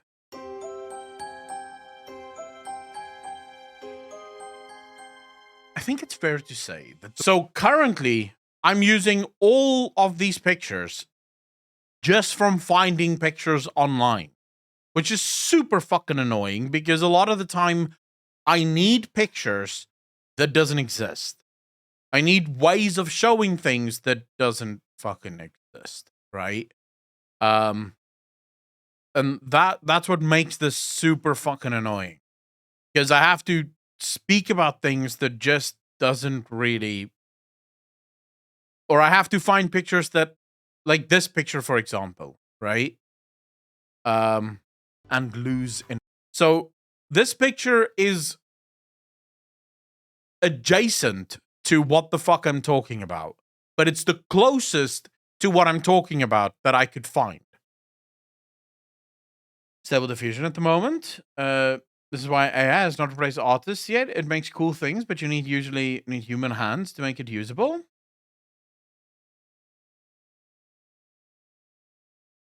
I don't mind paying people to do it either. Like, if I have to, I'll just get some artist, pay them X amount of money per month, and get them to draw the specific pictures that I need. Which I think could work as well, right? Do you think they'll reveal what the big threat is in Dragonflight? Void Lord reveal, maybe? I mean, they must reveal it at some point. I don't know when they'll reveal it, though. That's a different question, right? But it will eventually be revealed. It has to. Artist as reference. That I could do. But I can also just explain it, right? Yeah, we've tried. I'm gonna look around for more AI art places. Like hopefully we can find with the help of an AI art board and then also AI upscaling, maybe we can find some really cool AI pictures. Maybe. We'll see. Impossibility, as we didn't exactly kill him. According to the lore, at least, we did kill him. Right? We did kill all of them. That's according to Steve Denuser. He maintains that we did indeed kill all of the old gods. I'm right there with you. I don't think we did. But that's speculation right now. That's not actually based on facts. According to fucking Denuser, right? Well, the AI yap about creators' rights? No. I mean, the AI makes its own things, right? So, Saban, how you doing? This is, for example, just typing in World of Warcraft Void Lords. This is what it puts up. The problem is just it looks dog shit, right? If you try to make it bigger. Now, if I could get this actually big, that'd be Cool as shit. What happens if I just go Void Lords? What will happen then? Andricus, how you doing, bro?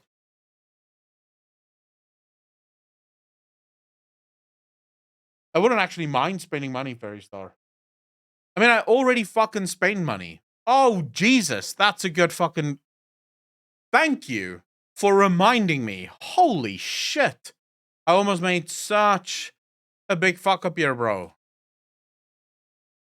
Oh, wow. This was almost a big fuck up. You guys, you have no idea. You saved my life. Thank you.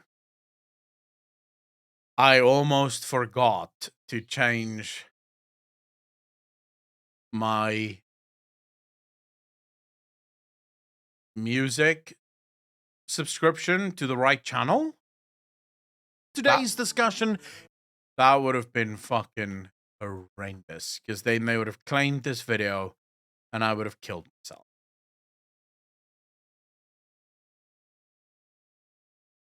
Okay, that's been updated. Technically speaking, they should not claim the video now, because I do use music. I already pay a subscription to Epidemic Sound so that I can use that music in my videos. So fuck it, you know? That's $15 a month. And I don't use Epidemic Sound for music on the stream. It's literally only used in videos.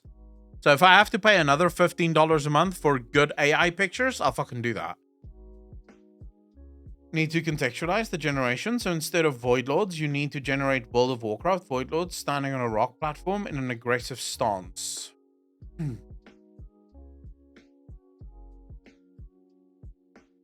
Let's use exactly what you're doing there.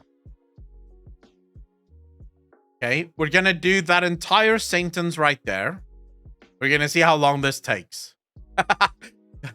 We're gonna check this out. Let's see what picture we come up with. Anything about the new music licensing system on YouTube? There's a music licensing system on YouTube, Minor? What do you mean?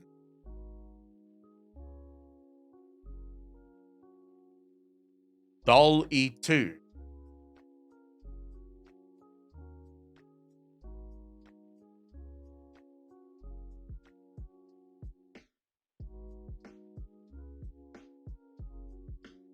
Oh. Fuck, it wants me to sign up? I don't want to sign up. Just let me make something. Come on, man. Don't let me sign up. For the love of all things that's good and fucking holy, please. Just want to make something. For Twitter, by the way, he moves in on Friday. Dude. Wait, did he actually? It's actually going through by Friday. No dice, bro. No dice.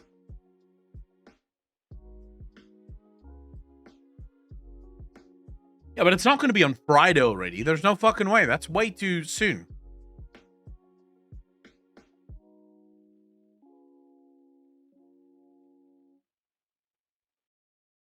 Dude, I don't know anything about that. I'm going to have to check that. I literally know nothing about that whatsoever.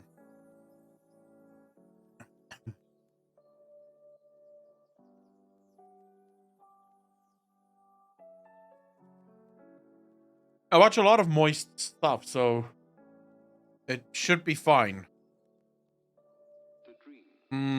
Yeah, that didn't work at all. Kind of worked, but it didn't really work. Twitter intends to close the deal with Elon. The news article I'm seeing don't have specific dates. Apparently it's true. Will be a flood of pink slips coming. Dude, people are gonna fucking cry and bitch and moan about Elon Musk buying Twitter. And in the end, you want to know what's gonna happen, chat? Nothing. Twitter is gonna continue to be an absolute blight on humanity. And nothing's gonna change. Nothing. Absolutely nothing. All the people that's gonna go, oh my god, I'm leaving. I'm leaving. Fuck this right-wing Nazi, I'm leaving. They're just gonna fucking type that on Twitter. They're gonna type on Twitter about how much they hate Elon Musk. Dude, it's just bullshit. Like, no one gives a fuck, dude. No one cares. No one really cares. People pretend to give a fuck. When push comes to shove, no one really gives a crap. That's just fact. All right, boys and girls, if you have questions for me, please remember to jump into Discord now. I'm already in the voice channel here, so we don't have a mod today. If you know, unban Donald Trump. I think Elon already told Donald Trump that he would be unbanned, and Donald Trump said no, he's not coming back. I think he's got. Doesn't he have some other fucking social media that he started? Truth something, I think. A night cafe? Oh, yeah, that is good. Dude, that is not bad at all. That is really cool.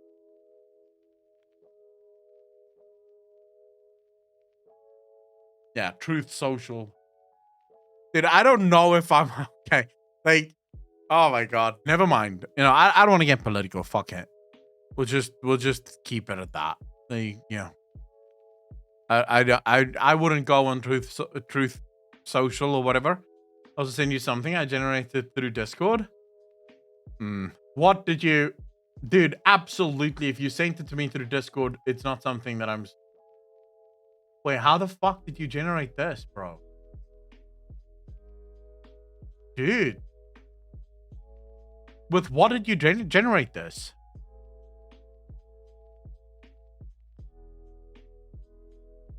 This is cool.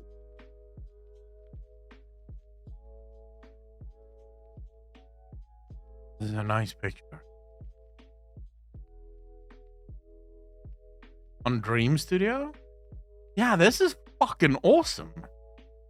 I know, yeah, of course you can. Avedon, would I rather take one big cock or 10 small ones? Take it where? Up the bum bum or... Yeah, that did not work. Up the ass. Ooh. Taking one big one would certainly be uncomfortable. But it would just be one. Taking 10 small ones would probably be less comfortable or less uncomfortable, but it would also be 10. Wait, are you taking 10 at the same time or 10 one after the other? You may lube with a blowy. So wait, you're not even allowed to use normal lube.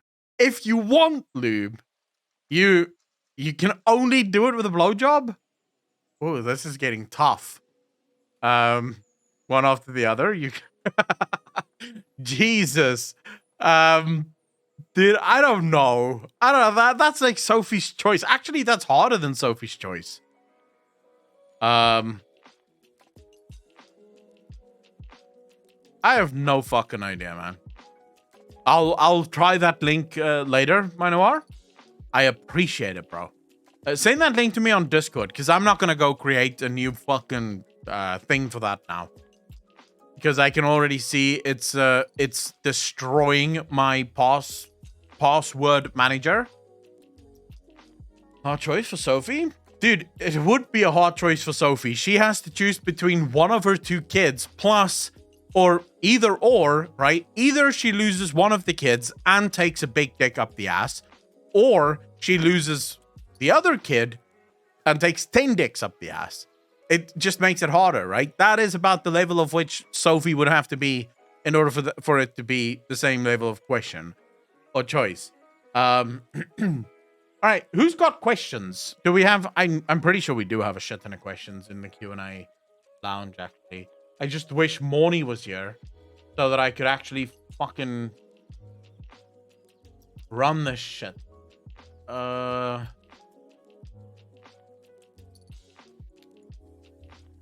Let me see quickly. Sorry, chat. It's quite difficult having to do it myself. But all right. Let me just set up Discord here so I can see what's going on with what.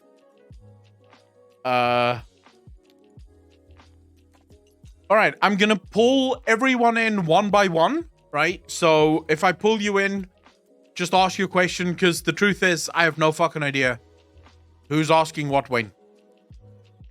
I don't know. I don't know where your questions is. Moni is the guy that handles that, but Moni doesn't seem to be online right now. Or he is online, but he isn't online, at least not from what I can see. Let's see if... because I can see him online. Oh, wait. Yeah. Okay. Moni is coming. Never mind. Moni is coming. Let's just wait, I guess. We'll wait for Moni to get here. And then it's going to be much easier. Moni knows what the fuck he's doing. He's the guy running this fucking shit all the time. So it makes it a hell of a lot easier.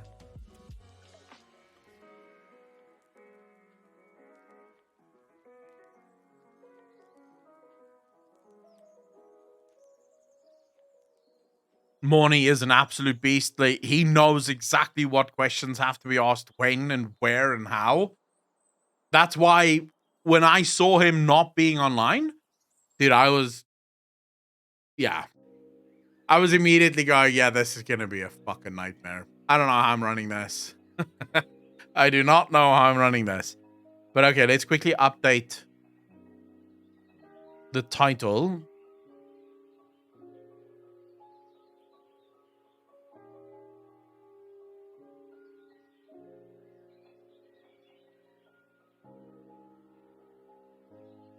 You're running this until you get banned?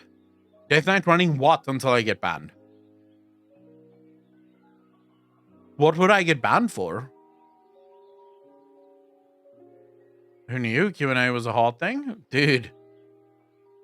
What a hungry Moni on Alaska says. Frost Moni hungers. Oh, that is such gentle fucking comedy, bro.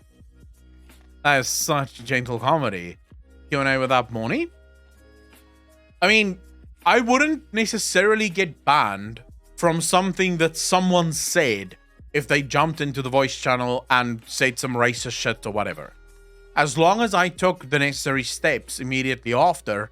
So, for example, if you are going to say needlessly fucking racist shit and I ban you, that's fine, right? Twitch isn't going to do jack shit to me then. The only problem I could run into is if you start spouting off, you know, pro-Hitler fucking propaganda and, you know, I start saluting you, then I would also be kicked. You know, but short of that, I think we're fine. It didn't work for Asman, that. Plus, Twitch is dumb as fuck.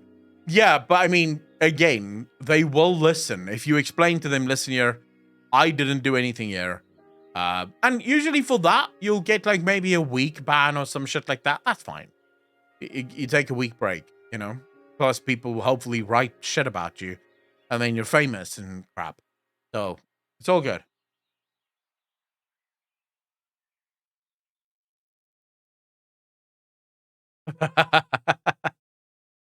So you mean like, shit, bro. I'm not fucking talking about that. I'm not even saying that. I'm not ready to take a vacation. Then people will come after to see if it happens again. Free publicity.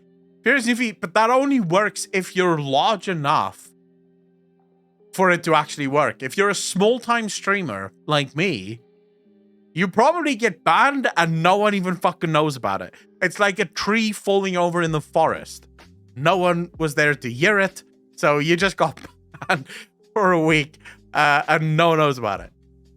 You wanna get banned in such a way that people know, right? That's when you grow. You're plenty large. Yeah, I'm not talking about my cock size. I'm talking about my audience size on Twitch. If it was cock size, I'd probably be the biggest content creator in the world. But that's not how they measure success on these platforms, sadly. I would need to go to OnlyFans, and I refuse to.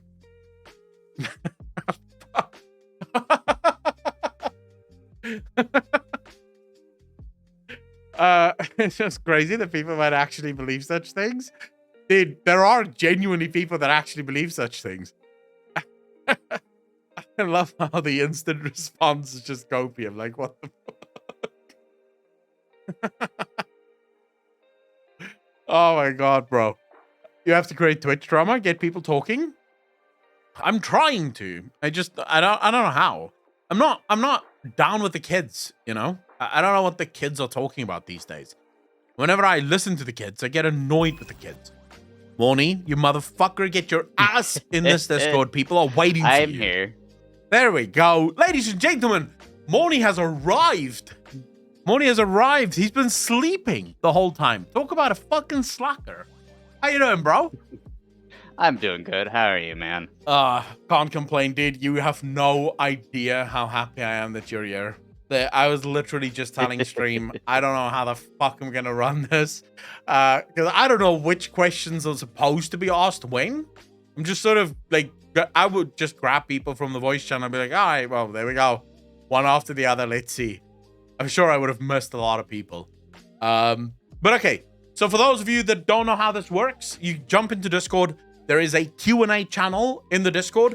You ask your question there. Your question can be about anything. I don't really care. Although I am thinking about setting up an actual Warhammer Q&A as well. But I'm not yet sure if that's going to be a Warhammer Q&A or more like a Warhammer discussion hour or 2 hours, which will probably be at some point in the week. We'll find different days for that. You can ask questions here, but I'm not yet sure. I want to do more things, like more events on the live streams. So that's one of the things that we might get into. You can ask questions about literally anything. It can be gaming, it can be sex, it can be penises. You can ask pretty much whatever the fuck you want. I don't give a shit, right? As long as it's interesting and as long as it leads to some kind of conversation, that's really all I care about. Just get him in on it. Yeah, true. I could probably get that up. Talk about ironic name, Moni, almost like morning, but was asleep. I didn't get my answer. This is rip-off. Dude, I told you I wouldn't be able to choose. I would just close my eyes and take whichever, I guess. Okay, Moni.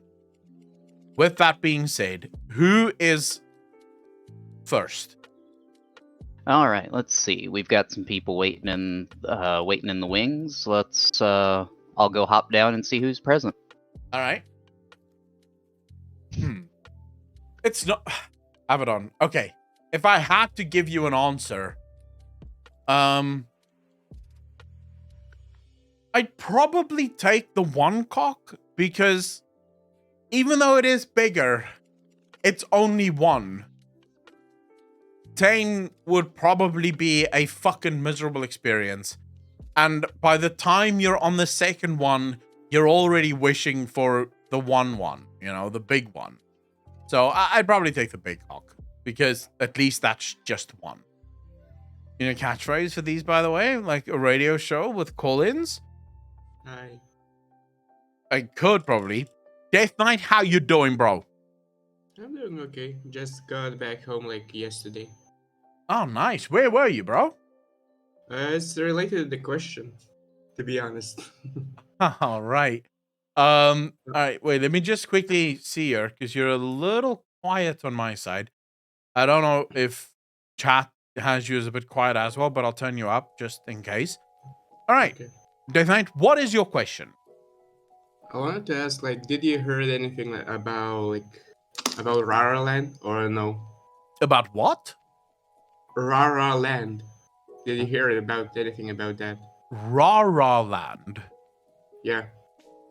No. What the fuck is Ah. Rara Land? It's Warcraft 3 event. It was like a couple days ago. It was over. A Warcraft Like, 3 event? Yeah, land event. Dude, I have... dude, LAN events? There's still LAN events happening? Like, Yeah. in 2022? Yeah. I have never fucking heard of that. Like, genuinely speaking, I have never heard of that. Is there something that happened there that I should know about, or? Not quite. It's just like some community tournaments and other stuff like that. Like mess around, like some beer pong and other things like that. Is it done by Blizzard themselves, or is it done by the community? No, not Blizzard. No. Okay, yeah. Okay, that makes sense then. It's a community Yeah. thing. Yeah, it was like it was in Germany made. Like Of course, but it was God- in Germany. Yeah, like they got some sponsors as well for it, so it was pretty really decent. Like the total prize pool was like 10k euros, and Not bad. all the trips were paid for the pro players, and there was like extra event people who could play with the computers. It was like 100, but Yeah. there was like 200 viewers live as well came. So Wow. in total it was like 300 people, and I saw like a tweet of them like some time ago. It Uh-huh. was like maybe total views were like really high, and average views like live it was like 4 or 5k on Twitch. Well, that's not bad actually, if you think about it, because I mean, it's nothing compared to like standardized esports, but then again, Yeah. they don't have the budget that LEC or even League of Legends World Champion or COD Invitationals would have. To get 5k live views and also get something like 300k views over the course of that's good. Considering it's Yeah, Warcraft 3. Warcraft 3 never really had a great esports scene. yeah, it was mostly run by community all the time. All right. I don't Like, mind that at all. Was that your yeah. only question, Death Knight, or did you have a different question? No, that's pretty much it. If you again found the tweet. So the live viewers they got was 200k, Yeah. unique viewers 75k, average viewers 4.7k, and peak viewer count was 7k.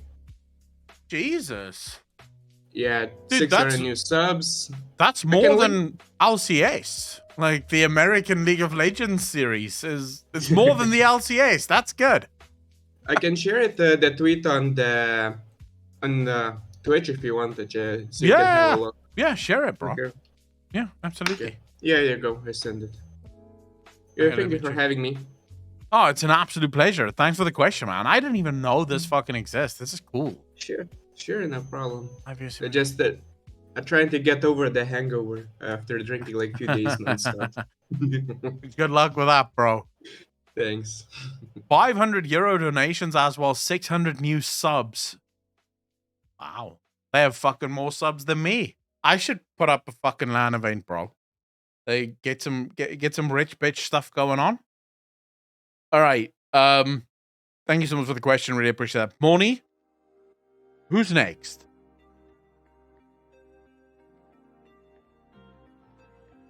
Remember, if you have a question, just write it down. You can ask it in chat, by the way.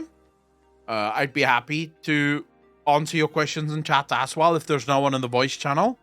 So yeah, feel free to do so. Tasty, how you doing, bro? I'm doing great. How are you? Oh, I can't complain, bro. Can't complain at all. What is your question, man? All right.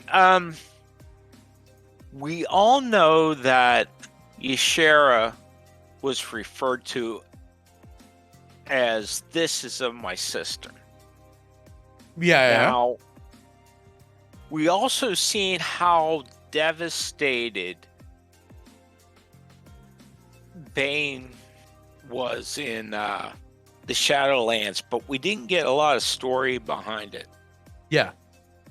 And we seen how Zaval was so interested in the light. Yeah. It was like almost a hope to him that light could be accessed into him there, like he was denied it.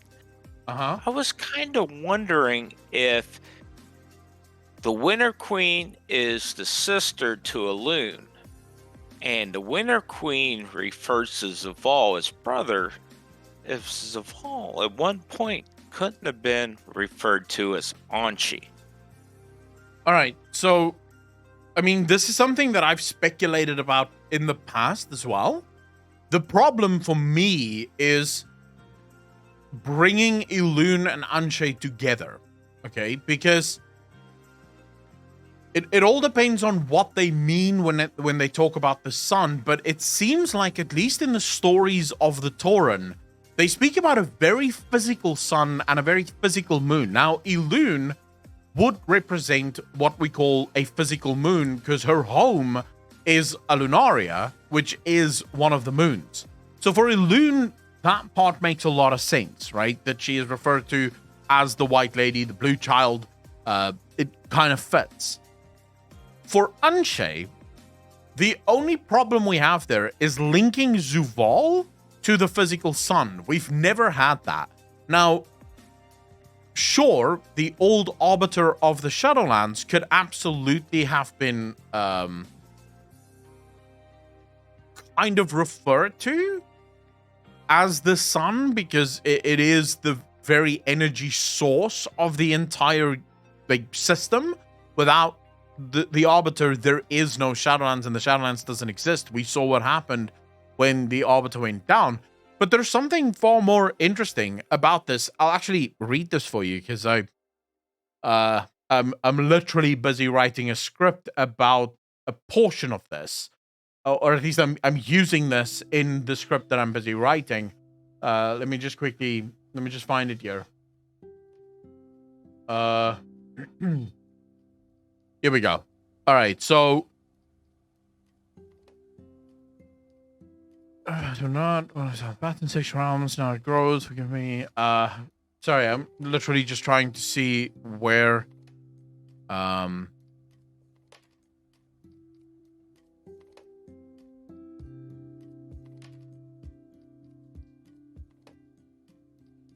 the fuck is this? In place, I understand. It's each painted now. The battery equal to 1. Now I must chapter. Oh my loving fuck! Where did I find this? Is it in one of the? I think it's one of the chapters that I have online. Okay, I'm gonna leave this out because it seems like I'm gonna have to follow the link and I don't have Word open right now. But okay, I'll just give you the short version of this. In the expedition journal of the brokers during the Shadowlands, there's a part where they speak about the original design of the universe that everyone sort of missed, which is actually quite astounding. I'm gonna fucking find it. Wait, because if I don't read it to you exactly, it's just not gonna be cool. It's the Tassavesh lore book, right? So in the Tassavesh, the dawn of all things, there's a references. But it's clear these 6 forces exist in a strife. On that strife, however, we see it in the framework, 6 realms. The known, not there. Definitely not it. No. That means in Europe. Stand.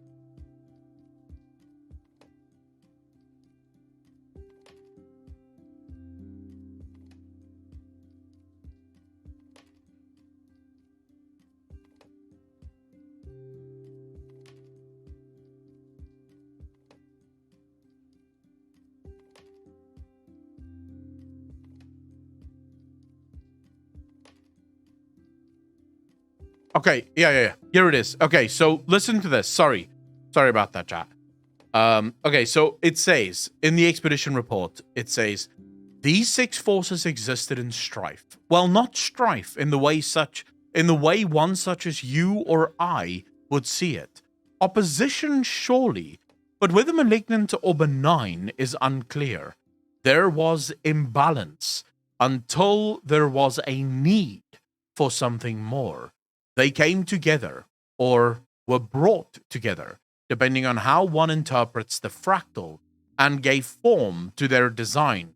Forged, scribed, shaped. The exact word is elusive. Each architect gave a portion of themselves, and thus the pattern was drawn.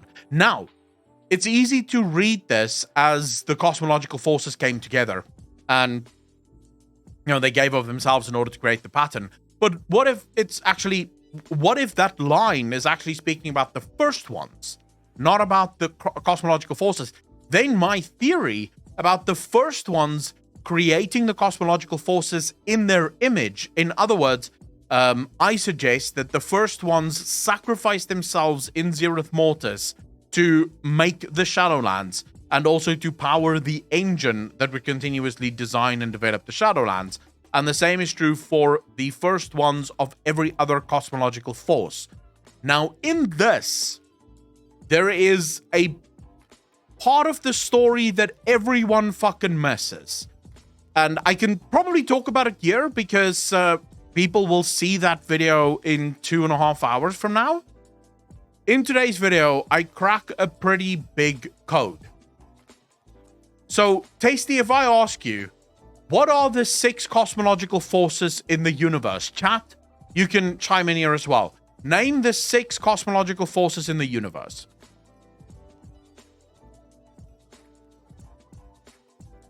Those would be the ones on the map, correct? Which ones? Would you say that it's the light, death, light, foul, death, void, order, life? Would those be the 6? I believe so. The 3 most important, though, would be, or I should say 2, would be life and death. Because without those, there's no interaction with the outside cosmological forces on Azeroth.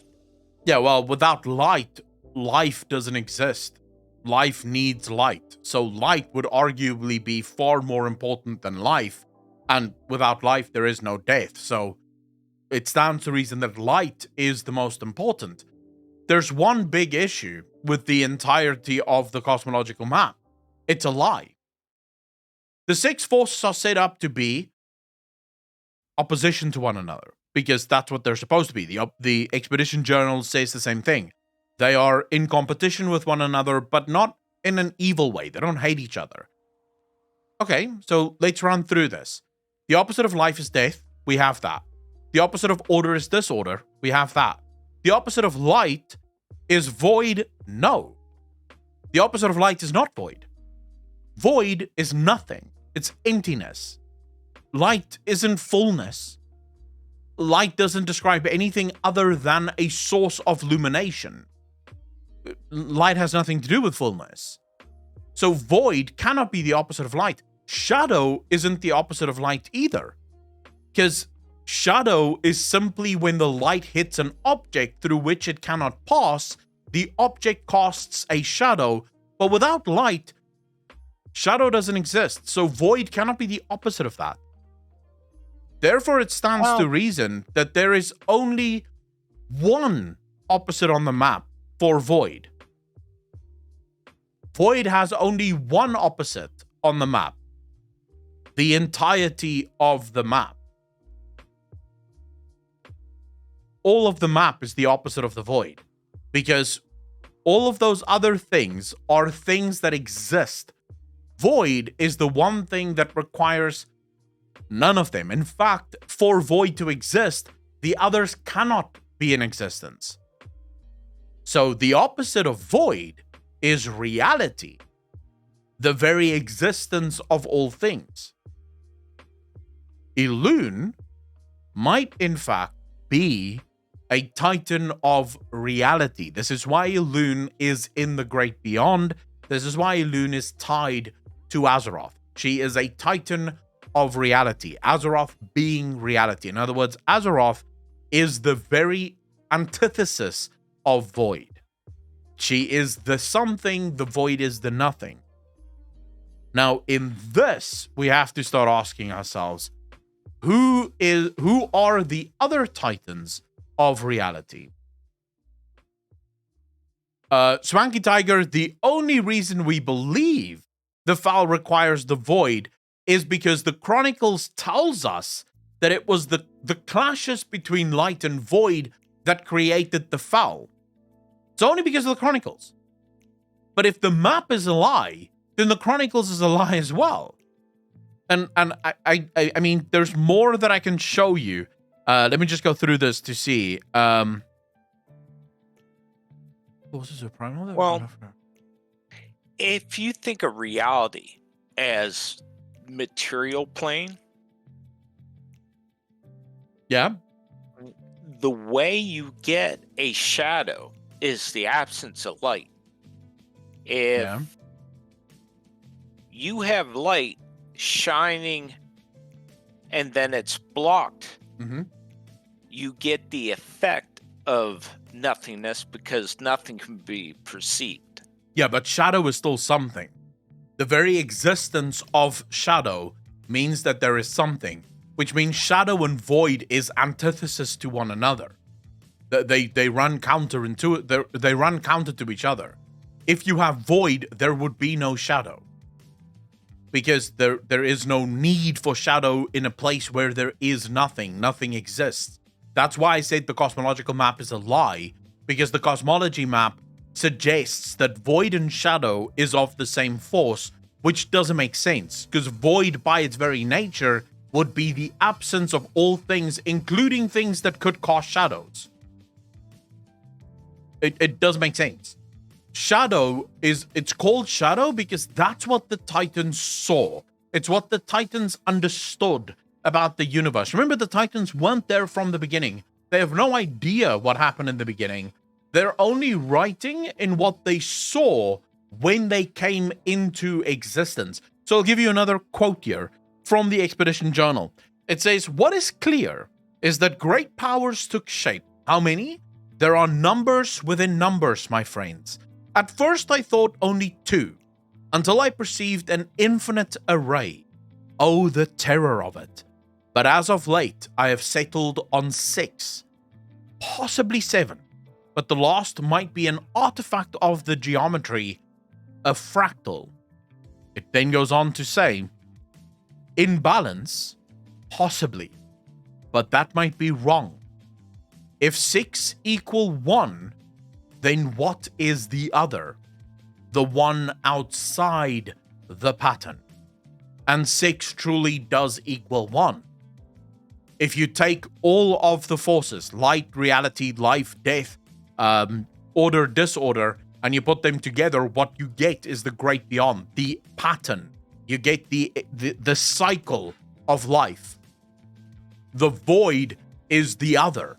It's the opposite of all of that. It's the one power that wants to consume all of the others.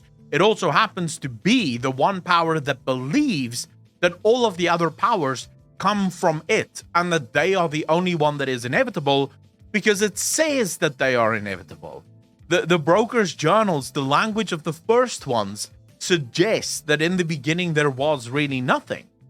In the beginning there was nothing. Nothing is void, right? That's what nothing means. If you say there's nothing, then there's void. So the void was first. Then came the clockmaker, created the primordial forces, and so on and so forth, right? Trusa Prime, I really appreciate the Prime subs. I really appreciate that. 29 months. Part of the DJ Nation. Appreciate you, fam. Thank you, thank you, thank you. Okay, so now back to your question, Tasty. Sorry for going the long way around. That's fine. But this sort of throws Elune into a whole new light. Because Elune is of the zeroth realm of reality. That's where she comes from. Her creator, in other words, the first ones, the architects that gave of themselves in order to burst forth the creation of reality, why did they only make the one Titan? And is it possible that they didn't? We have just not met any of the other reality Titans. They have not made themselves known. The only one that is known is Elune. Could it be that Zuval perhaps is responsible for the lack of these other Titans? I genuinely don't know, but I don't believe that Zuval is Unchained. There's no evidence for it, because Zuval is the arbiter of the Shadowlands. The veil between the Shadowlands and the Great Beyond seems, at least for the most part, to be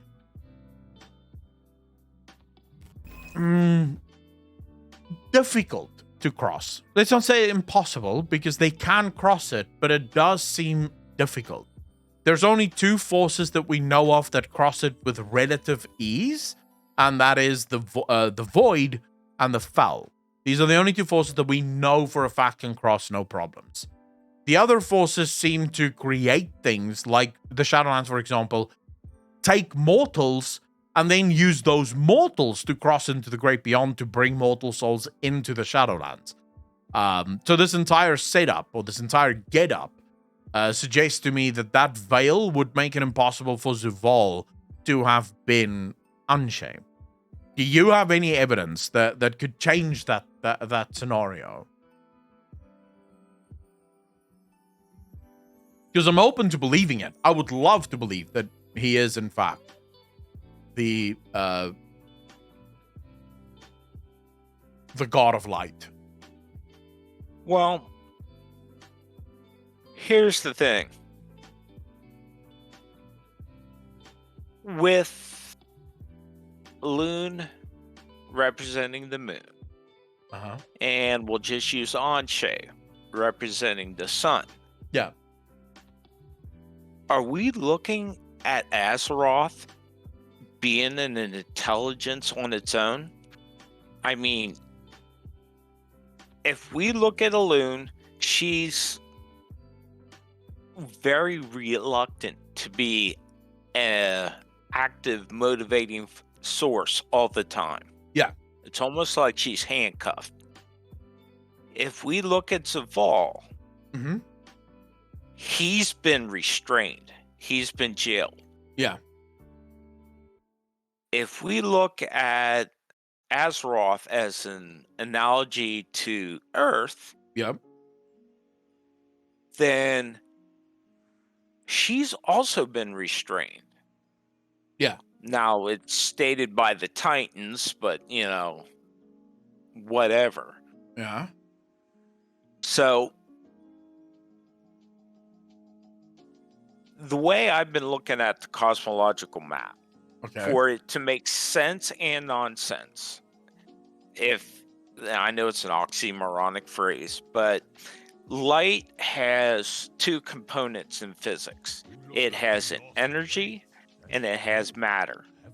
Photon has mass because it's an electron that's been sped up, but it also forms a wave.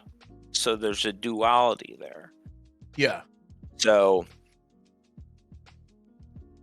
I can the outside cosmological forces can also be described as personality traits if you think about it. Is someone who's been mentally harmed. One of the main studies is fracturing. Yeah. So it leaves a lot of fertile ground for thinking, okay, there's a duality there. There is. I do Alright, go think we ahead. should. Sorry, I do think you're reaching a bit there, because be careful to sort of try to establish too many physical instruments into the universe, because you're going from physics, geology, a little bit of astronomy, into now psychology as well as psychoanalysis in order to build a sort of universe within World of Warcraft. And I don't know if the writers went through, that much. I guess a simple way to explain it is you have the physical person doing the action, and then you have their motivation or their software, their goals. Yeah. I mean, I follow what you're saying. I think it might be simpler than that. I think Elune is the representation of darkness within the universe because the light has no natural opposite. So Elune becomes the natural opposite. And the reason for this, in my estimation, is because the void could not be trusted. The void would not work with any of these other forces because for the void, these other forces are intruding on their creation. And by the way, just quickly want to say, Andricus, 500 bits. Really appreciate you. You guys started the sub train again, the boost train. I really appreciate it.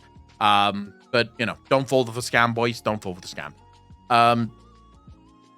So, in my estimation, it seems far more likely that Elune is referred to as Elunaria, and that she plays the role of darkness within the universe. Because the universe's true darkness, the cosmological force that was meant to be darkness wishes to consume everything.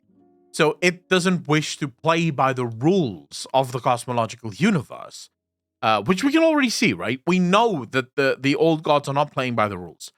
All of the other forces are doing what they're supposed to be doing.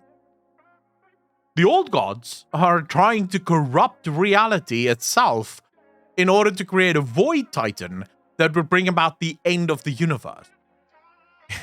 Right?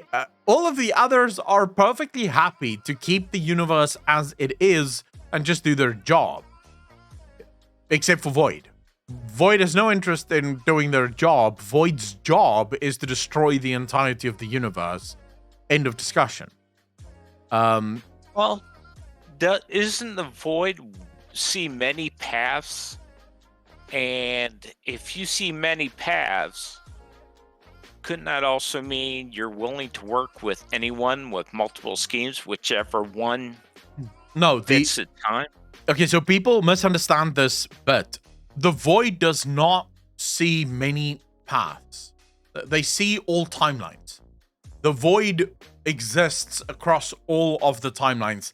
Unlike the Titans, we already know, thanks to the lore, that the Titans do not exist in every single one of the timelines. The Titans are confined to a singular timeline. The Void, on the other hand, is not confined to any single timeline. So when the Void speaks of their truths, the 1,000 truths that they see, what they talk about is the timelines. They see every single timeline, and so for them, every single timeline is true, mainly because it doesn't matter which timeline they win or lose in the end, they are inevitable. This is why I said the Void is very much like the warp in Warhammer 40k. It is inevitable. At the end of the day, the Void will win. It doesn't really matter how or when, because they will eventually. Anything you do just postpones that. It doesn't cancel it. It postpones a little. So yeah, they don't see multiple paths. They see multiple timelines. The paths are already laid out. The Void simply follows the paths. They don't interfere as much. They just wait, because they just have to wait. In the end, it's all gonna go their way anyway. I still believe them to be the antithesis of the entire creation, because they seem to be the only power that does not want any of the other powers. In fact, they seem to be the only power that kind of does it. They kind of need the other powers to stop existing in order for them to exist. I don't know, really, if I'm honest. It's difficult. It is fucking difficult to discuss things like this, because we just don't know. There's so little information. The only information we have about Anshe and Musha is a fairy tale. Right? It's a fucking fairy tale, and it's a fairy tale that the Taurans believe in. The Night Elves don't share this fairy tale. So there's no cross-culture here. It's only the Tauran culture that believe in this fairy tale, and even then, it's fucking shoddy at best. So yeah, I would say you've stumped me, Tasty. I can debate this for hours, but I cannot have an answer for you. Well, there is no answer until Blizzard comes out with it, but it's just so fun to think about. It really is. Thanks for the question, dude. I fucking like that one. That made me think quite a bit, trying to figure out the fucking lore. I love questions like that, so thank you for that. I really appreciate it. Not a problem. Hey, if you need any B-roll footage from beta, let me know. I will, and fuck you for getting into the beta. Can't believe you got into the beta, you bastard. I didn't get beta access. I couldn't believe it either. I seen this weird icon on my desktop, clicked on it, and it was beta. It got installed without me installing it. Wow. Fucking talk about invasion of privacy. Oh, yeah. Anyways, I appreciate the question, Tasty. Take care of yourself, brother. All right. Have a good one. Peace, man. Is in charge of it all, so the Void will end up as 35 anima? Don't fucking say that, bro. I hate all of you for getting into the beta. If you've got into the beta, fuck you. All right, Moni, who is next? Blue Water. How you doing, brother? Yes. Hey, how you doing, yourself? I'm doing great. I'm not Sorry, a bad little at bit- all, bro. I'm not bad at all. Let me just turn you up a bit here. All right. What's your question, bro? My question is, as we're delving into Dragonflight, a lot of the architecture is resembling Titan technology and such. How likely do you think it is that Illidan Stormrage might return? Because considering that he was on the Ceton Pathian, we don't know what happened there exactly, if he's still alive or if Sargeras is alive. Yeah. Okay, so the likelihood of Illidan returning is 100%, right? The question is, does he return in Dragonflight or later? We know he's returning because Blizzard is keeping him actively on the back burner to bring him back, right? And so far, he's got a 100% success rate of returning, so I'm sure it's going to happen again. The thing is, I don't think it's going to be in Dragonflight. So, Steve Denuser, in an interview a few months ago, probably like 4 or 5 months ago now at this point, I think it was with Eurogamer, but don't quote me on this, I could be wrong. But Steve Denuser in an interview was asked about the story on a cosmic scale and whether or not he thinks that that's a good way of telling stories, especially considering how few people actually enjoy those stories and that there's now a move within the community to move away from stories like that. And Steve Denuser made it very clear he still wants to tell these cosmic stories, but he thinks there needs to be a balance, between stories on Azeroth, but then also these cosmic stories, which I have to say, it's rare, but I absolutely agreed with him when he said that. I love the cosmic scale stories. The problem is when you lose focus and anchor on Azeroth, those cosmic stories feel a hell of a lot less impactful. And I think Dragonflight is the opportunity for Blizzard to get back to that, all right, let's anchor the player to their home base. We're going to take them back to Azeroth. They're going to fucking love it. This entire expansion is going to be about Azeroth. But the expansion is going to set up future stories for things that is about to happen to us. Things that we may not have been able to foresee. So whenever you have dragons, Titans absolutely becomes a massive part of that conversation. Why? Because the very creators of the dragons, if you completely reject my speculation, Go-Kart, thanks for the Prime sub, really appreciate that. 8 months part of the DJ Nation, appreciate you. Thank you, thank you, thank you. If you reject my speculation, the Titans create the dragons. How are you going to do an expansion with the dragons and not have the Titans? Especially considering the fact that we had Titans technically in the Shadowlands with Odin. Right? Yeah. Odin's storyline, again, tied to the Titans, he's the son of Amonthul. So you kind of, it's building up. They're definitely building towards that giant return of the Titans. The question is, what does that return look like? And is that return in Dragonflight? And this is where I kind of hope it isn't. If that makes sense. I want Dragonflight to be about mortal things. And by mortal things, I don't mean just human orc stuff. I mean mortal things as in things on Azeroth. Let's have one expansion where we deal with Titan Watchers and maybe even with, higher level Titan beings, but let's not deal with the Titans just yet. But I'm going to shift the question a little because I think the answer is we see Illidan again. If you want an official concrete answer, we see Illidan in the cinematic for the next expansion. That is when we see Illidan. It's going to be a massive cinematic and Illidan is going to be in that cinematic. So now you have me on record. We'll see what happens in about 2.5 years from now. Yuku, tier 1 sub, 46 months. Part of the DJ Nation, appreciate you. Thank you, thank you, thank you. I am glad that you actually put up Odin and all of that, because Odin now has knowledge of the Shadowlands and all of that, how it works. Yeah. How likely do you think it is that he might find a way to send a message to the Ceto Pantheon, and they might be able to convince Sargeras, if he's still there, that he has been fooled, and maybe he will return to, not Yeah. the Mad Titan, actually becomes cleansed. Do you think that's also a possibility? Because I think it is. I don't know if Odin would be the one to sort of tattletale to the Titans. Odin is busy with a lot of shit that the Titans would not approve of, right? Like Odin built his entire own realm. He's interfered with the natural cycle of life and death. The Titans might be like, there might be a war coming, a civil war, between the Titans and the Titan Watchers. So Odin would probably not be the guy to say, "Hey, Dad, these guys are fucking up." Can you believe it? He's probably not going to try to pull too much attention to Azeroth. That being said, just to finish my original thought, there is a world in which Illidan returns in Dragonflight, and that is with the death of Malfurion. We already know that Malfurion is dying because Malfurion has to sacrifice himself for Ysera.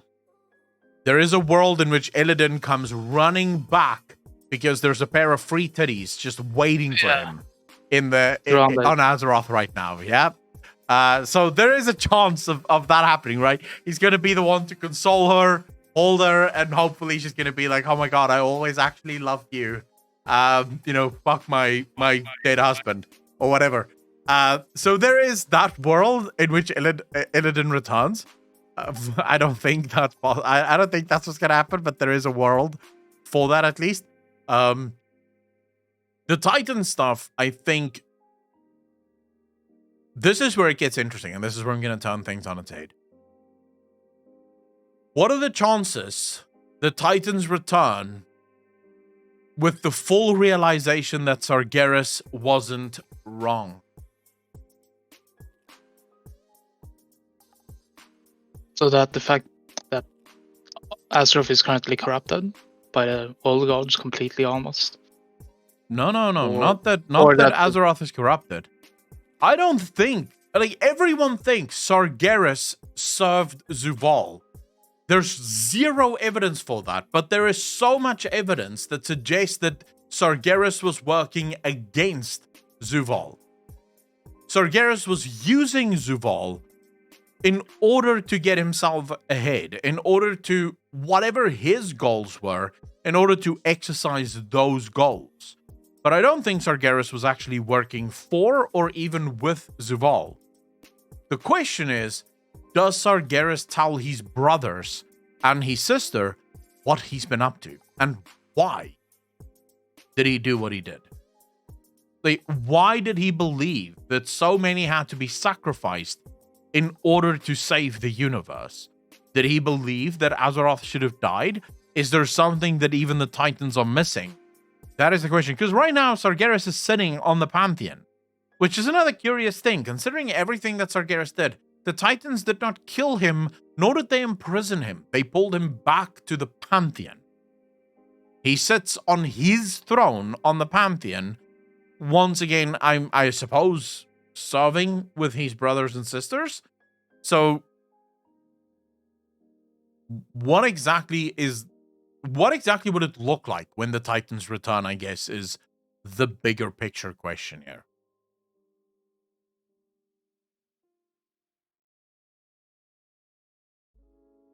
It could be that the fact that he isn't imprisoned, he could just technically walk away from there. Isn't that a possibility also? Because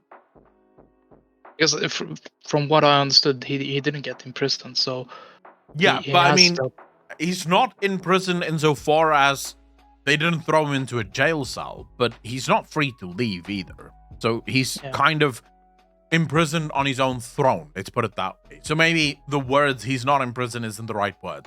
He's not banished, if that makes sense. Okay. So I don't think they're going to be like, "Oh yeah, you literally just tried to destroy the universe. Off you go then." Here's a sandwich for the road. I don't think that's going to happen, right? I think they're going to keep a very close eye on him now. This area, by the way, thanks for the 7 sub. Really appreciate that. 8 months? I don't know. Part of the DJ Nation. Appreciate ya. I don't know. I don't know what that universe looks like. it is a universe that I want to see, though. And Thomas, just to you in the chat, you only now realize that the Titans are our enemies? Dude, I've been saying that for fucking 4 years. The Titans are evil as shit. I would much rather, serve N'Zoth than any of the Titans. They are incredibly bad. I mean, they are tyrannical, pretty much. Yeah, I mean, their quest for order comes at the expense of our freedom in an absolute term.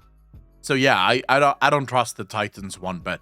But yeah, I'm sorry I can't provide you with a better answer than that. No, it's fine. You answered my first question, so that's all I wondered. So all right, well, I appreciate the question, bro. I'm glad I answered it, even though I feel like I could have answered it better, but I genuinely don't know.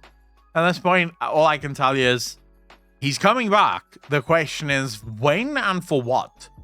And I would not mind if it's for Tyrande.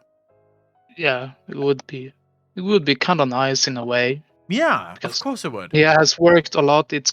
He's almost like a mirrored image of Arthas. I think he would return because Steven have already touched Arthas specifically, and the next Warcraft 3 character is Illidan. That's the big one. Yeah. I'm sorry, one of my fucking mods is giving me an aneurysm. They are not first ones, for the love of fuck. I have a YouTube video debunking that bullshit.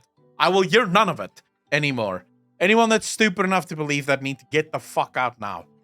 Yeah, I was talking about sending it during the lobby. Yeah, don't worry. Moni knows that it's gonna trigger me. That's why he fucking says it. But the problem is he says it and then some other fucking cunt sees it. And they're like, oh my god, the first ones? The Titans are first ones? Holy shit. And then they go to their friend's house and they're like, dude, did you hear? The Titans are the first ones. And then in a month or two, that friend arrives at one of my videos and like, oh, by the way, bro, I have this fucking crazy theory. What if the Titans are actually the first ones? And I'm like, Jesus, fuck. What if they're not? How about we just go with the thing that there's no evidence for whatsoever, shall we? So yeah, I get triggered whenever people say shit like that. But yeah, I mean, it's all up in the air right now, so I'm glad I answered your question. Thanks so much for the question, bro. I really appreciate it. Thanks so much for your time. Take care of yourself, brother. You too, man. Likewise. Peace out. All right, Moni. Who's next? Someone tries Sinful Ways. I gotta fucking clamp down on that shit, bro. You can't allow shit like that. Long, how you doing, bro? I'm doing well. I had a question about how much are you into the lore of League of Legends?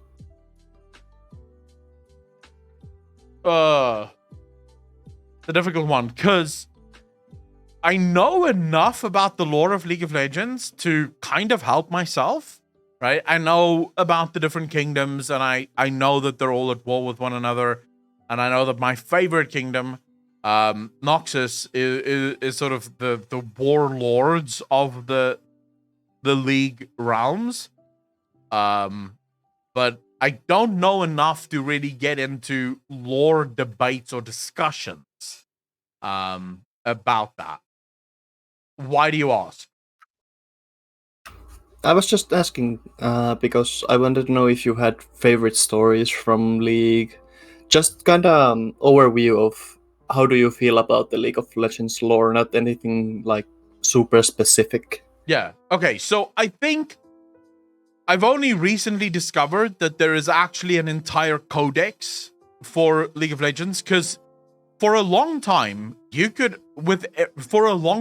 especially when I first started playing League of Legends, the only place that you could get lore in League of Legends was actually from the champions. So whenever they released a champion, there would be like a small product page where they would tell you a little bit about the champion and where the champion is from, you know, Freljord and Noxus and Demacia and Bulgewater and all those places. But they didn't really, like, that was really it. That was where you got the story. And I wasn't even aware that since then, they've been doing a crazy amount of work to flesh out the world, insofar as there is now sources where you can find almost all of the information about the world. In terms of sheer size, I would argue that it's not as big as Warhammer 40k, but it's probably at least twice as big as World of Warcraft in terms of sheer size of its universe. Just with the amount of champions that they have, and considering that every single one of those champions have an important backstory, because this is sometimes the thing that people don't get. There's a lot of characters in World of Warcraft as well, but a lot of those characters have backstories that matter not at all, right? So, for example, Matthias Shaw, right? Matthias Shaw is an incredibly cool character in World of Warcraft. Matthias Shaw's backstory, though, not important whatsoever, at least not to the overall lore of World of Warcraft. His current lore, very important because he does impact it. Backstory, not that important to the overall lore. League of Legends, every champion that gets released has a very important role to play in the fleshing out of events within the world, because those characters come to the Rift because of their prowess, because of their actions in impacting the wars and the universe of League of Legends. So in that sense, I am very excited for the MMO, the Riot MMO, because we already know that the MMO is set in the League of Legends universe, and that means it's going to be good. The one part that I'm not excited for, and I'm assuming that's sort of where you're leading with this question, because a lot of people are currently talking about the Riot MMO. I guess because everyone wants new MMOs, we just don't really know where to find them. The one thing that bothers me, though, is that the lead developer for the Riot MMO is Ghostcrawler, a man that historically doesn't give much of a fuck about story. So the question is, what kind of lore do we get in that Riot MMO? Echo. So you know quite a bit about League of Legends story right now. Few years ago, it was the lead developer, I believe, of League, said that the story is not important, expendable. Yeah. And that rubbed the community wrong way, because there is a lot of people that really enjoy the lore since the revamp of 2014 or 13, somewhere there, where they revamped the whole story. We are still missing some champions stories like Shaco, Amumu, some of the old that kind of don't fit in right now. But I suppose they have a plan for them. Yeah. But if I would give you a story that's, well, my favorite story from the League universe, it's the story of Ikathia. Okay. Ikathia used to be a kingdom when Shurima was still an empire. Okay, if you know the story of Azir. I know the story somewhat of Shurima. Yeah, so before Shurima fell, there was Ikathia to the south. Well, Ikathia didn't want to join the empire. Okay. And they were like, how should we deal with this? We don't have enough manpower, we don't have enough mages, and they have those god warriors. How about we use the void? Of course. And that's all I'm gonna give you from that, because the story is really good. Hey, I'm not gonna lie. Anyone that uses the void in League of Legends, it's almost guaranteed to build a very interesting story there, because we know that the void is not. I mean, the void in League of Legends is pretty fucking horrific. It's quite an interesting power. So I can see how interesting it could get. Well, pretty much in League, the void is infinite, as far as we know, and our reality is a tiny little light bulb in the sea of void, and they were sleeping and they just want to get rid of the little light bulb that keeps shining. Yep. Yeah. So we are just small speck of everything, yeah. but that's really nice part of the story, that you can't comprehend how big the void actually is, or what they will do if they break through at all. I mean, we've had instances of them breaking through with the what's his name? Lysandra? Viego? No, Lysandra. Viego Lysandra, is the yeah. ruined Sorry. king. Yeah, sorry. Not Viego. Yes, Lysandra. We've had instances of them breaking through. I mean, not fully, but kind of, I guess, on the same level as the old gods in WoW. You know, they sort of break through. Well, kinda, but Lysandra froze the rift with the true ice, so she froze them with their own power, while sacrificing her sisters, and she's sacrificing her own people to keep them sleeping under the ice, so they aren't actually frozen, they're just sleeping under the ice. Fucking hell. Talk about fucking evil shit. Dude, okay. Okay, you've got me a lot more interested in this League of Legends universe. Although, now we get to the fucking point of, I'm doing the League of Legends universe, or I'm doing the Warcraft universe, I'm doing the Warhammer universe, and now you want me to add the League of Legends universe? I don't know if I have enough space in my brain for all of these universes. It feels like there's too many of them.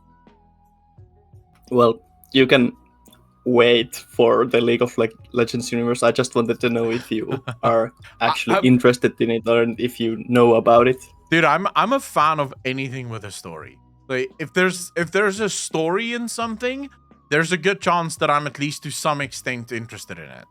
That I've maybe watched a video on it, or I've read a book on it, or I've done something with it at some point.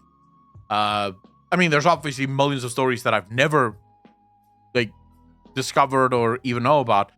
But of the main ones, I mean, I even read H.P. Lovecraft, right? I've read like 3 or 4 of H.P. Lovecraft's books, even though it's the worst books that you can ever fucking read. They read so hard. So difficult to read H.P. Lovecraft books. But I've read his books, right? Because again, I love his universe. So yeah, I'm looking forward to, I know people are gonna hate me for this, but I am looking forward to a League of Legends book, bro. Like, they should release a novel, so that we can get some proper fucking storylines. There is a novel. What's it called? I've never seen it. The Ruined King.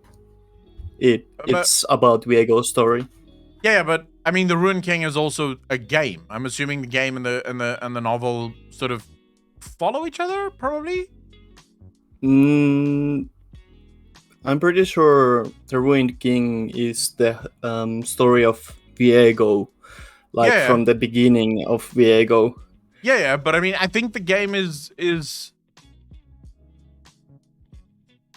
the game after it. Okay, that makes sense. The game is after Viego. Is like the current end of story of Viego, but it's not the actual end of Viego. It's just, you know. Dude, I've never even seen that book pop up. Not on Reddit. Nowhere have I seen the League of Legends book pop up. At all. Like, ever. And I mean, I see a lot of books pop up.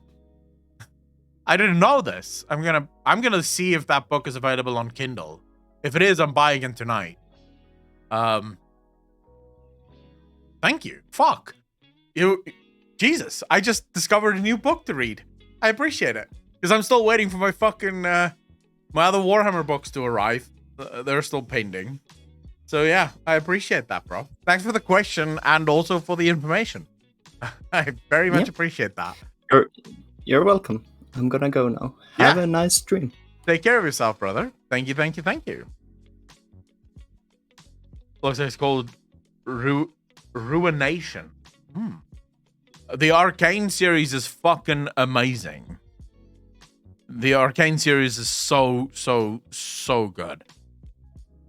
All right. Morny, who is next?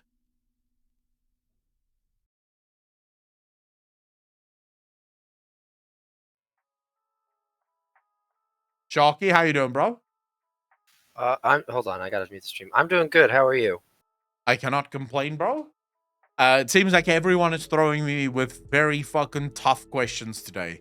So I'm almost afraid to ask, what is your question, bro? I have two, if that's all right for you. Fucking why not? Let's go. All right. So my first one is really quick. Who are you rooting for to win League Worlds this year? Fnatic, easy. And if it's not Fnatic, any of the European teams. Never gonna happen. Oh, shit. Never gonna happen? Never? Dude, we've got Fnatic, which arguably one of They're gonna the best get absolutely teams. smashed. By who? I'm gonna either go. They're probably gonna make it out of their group.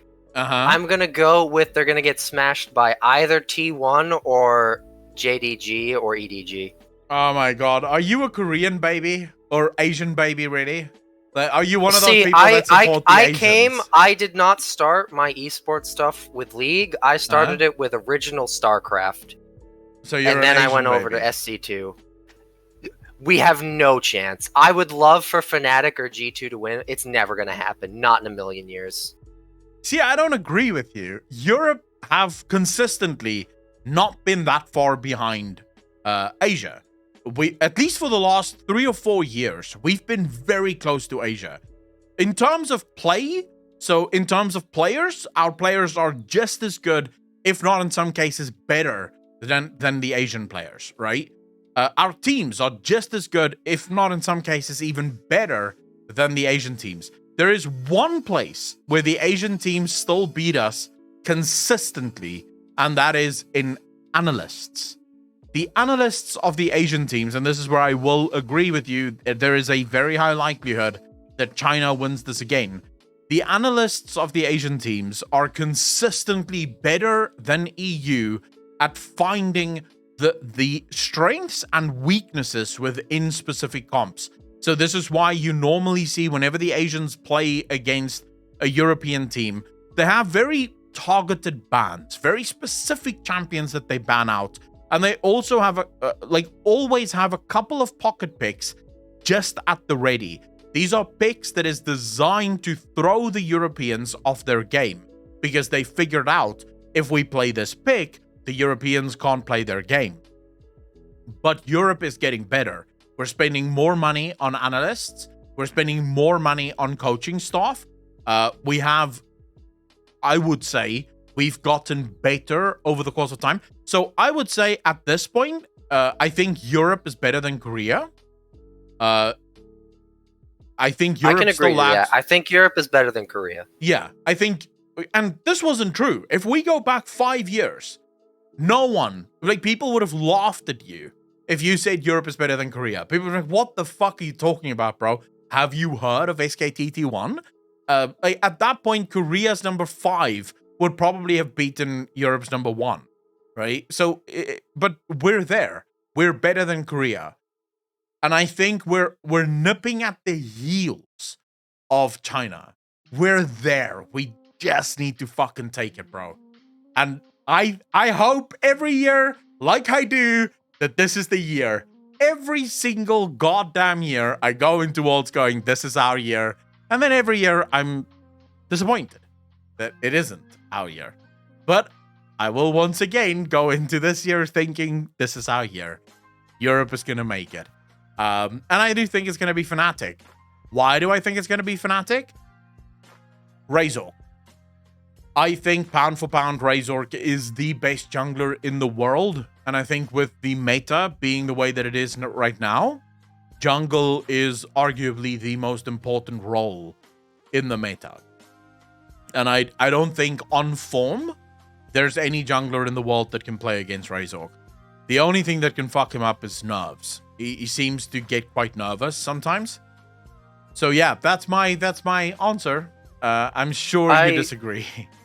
I disagree, not on the analyst part. I think you're right about that, and I think that Europe specifically is catching up a lot faster than NA.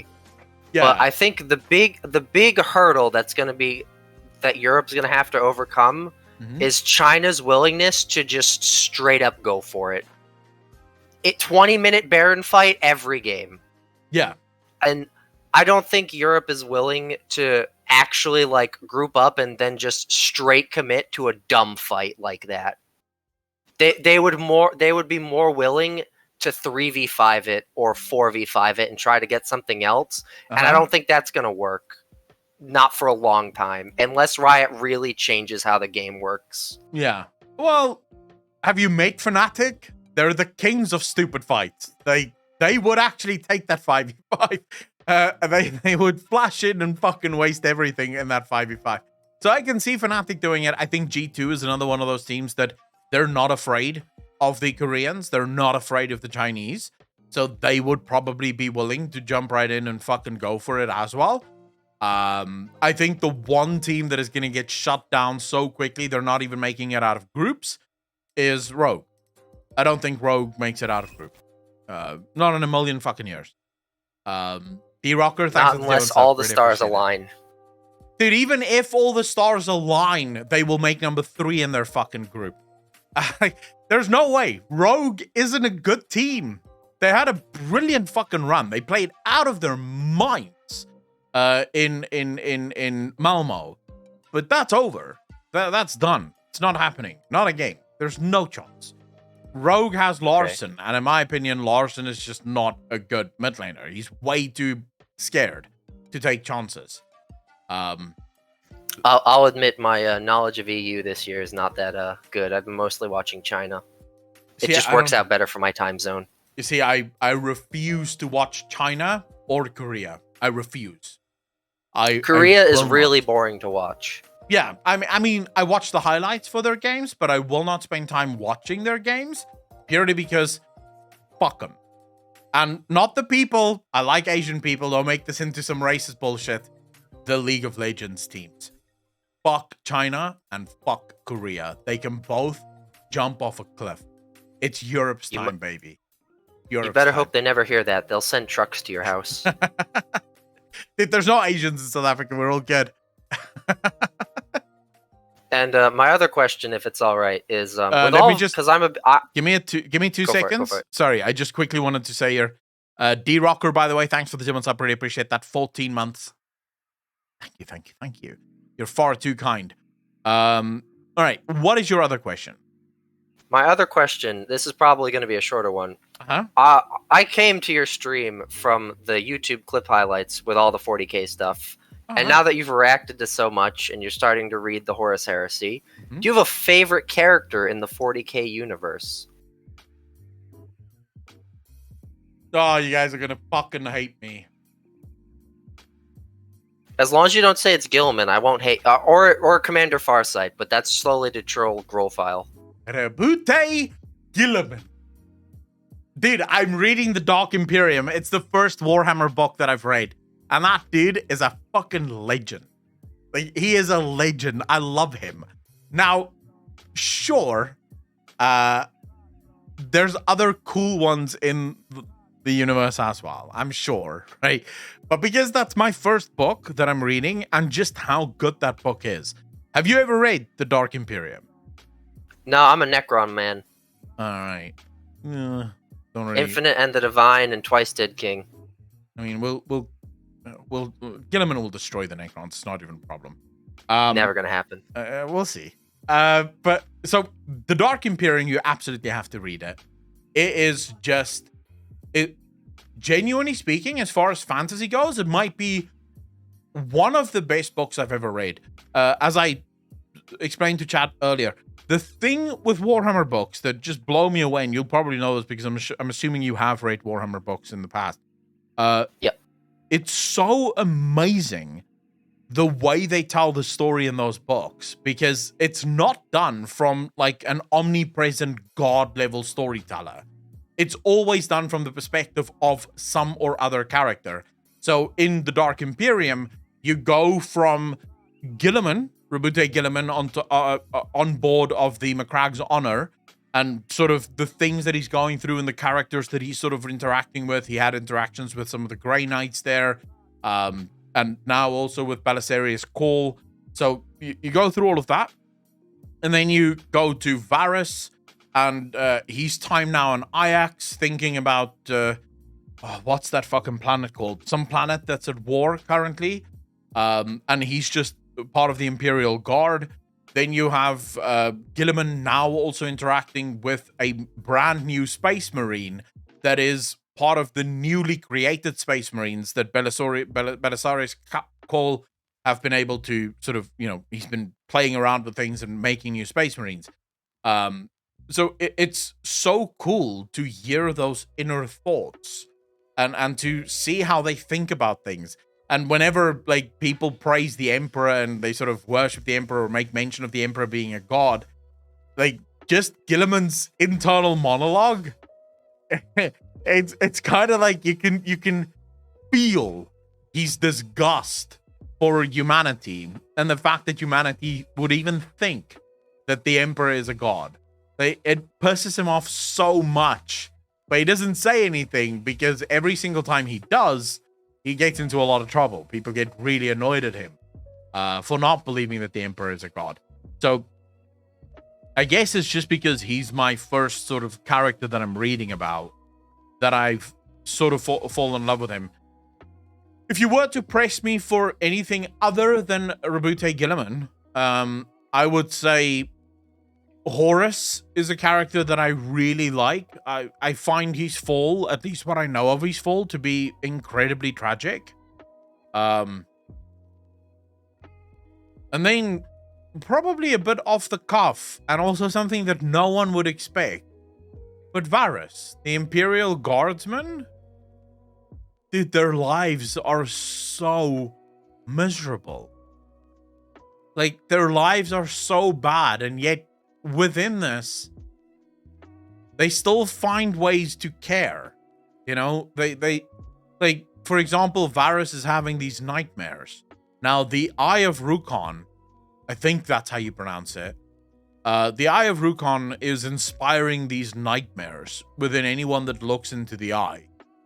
But Varus wakes up with these nightmares the whole time. His friend, on the other hand, was the one who saved his life back on it. I can't remember what that fucking planet is called, but his friend saved his life there by killing one of the traitor Marines.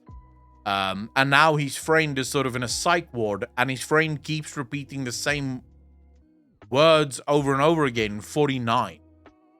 I don't know what that means yet, but I'm sure I'm going to find out what 49 means at some point. And he actually sneaks into the hospital in order to talk to his friend, or at least see if his friend is okay.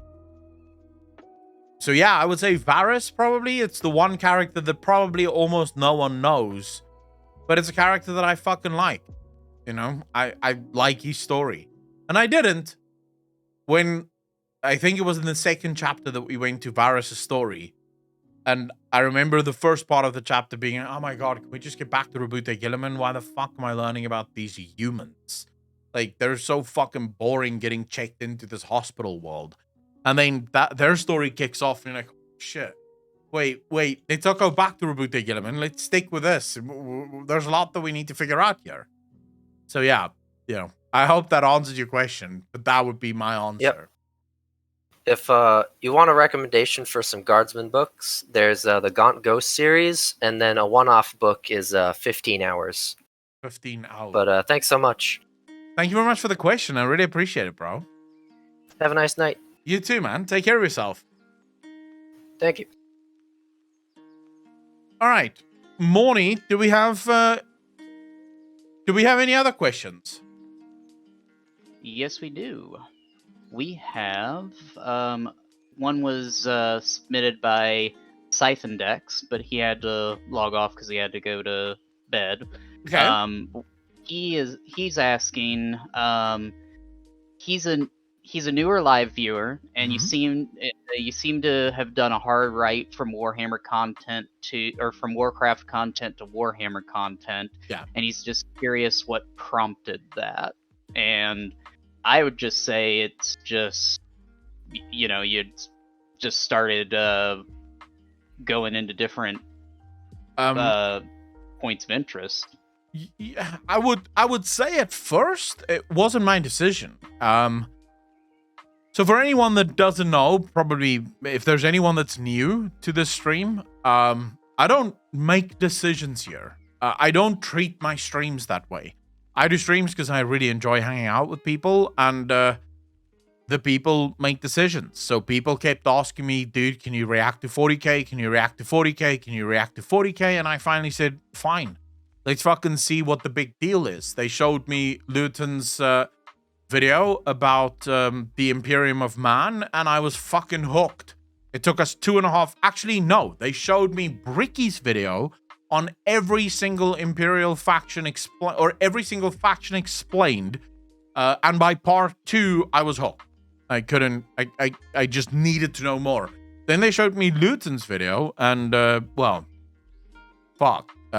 It was kind of over, right? I had fallen in love with the universe. I no longer needed chat to be like, hey, dude, you should really watch from 40k. I wanted to watch 40k.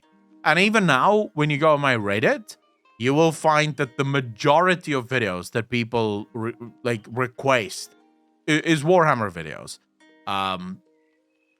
But I'm not sort of...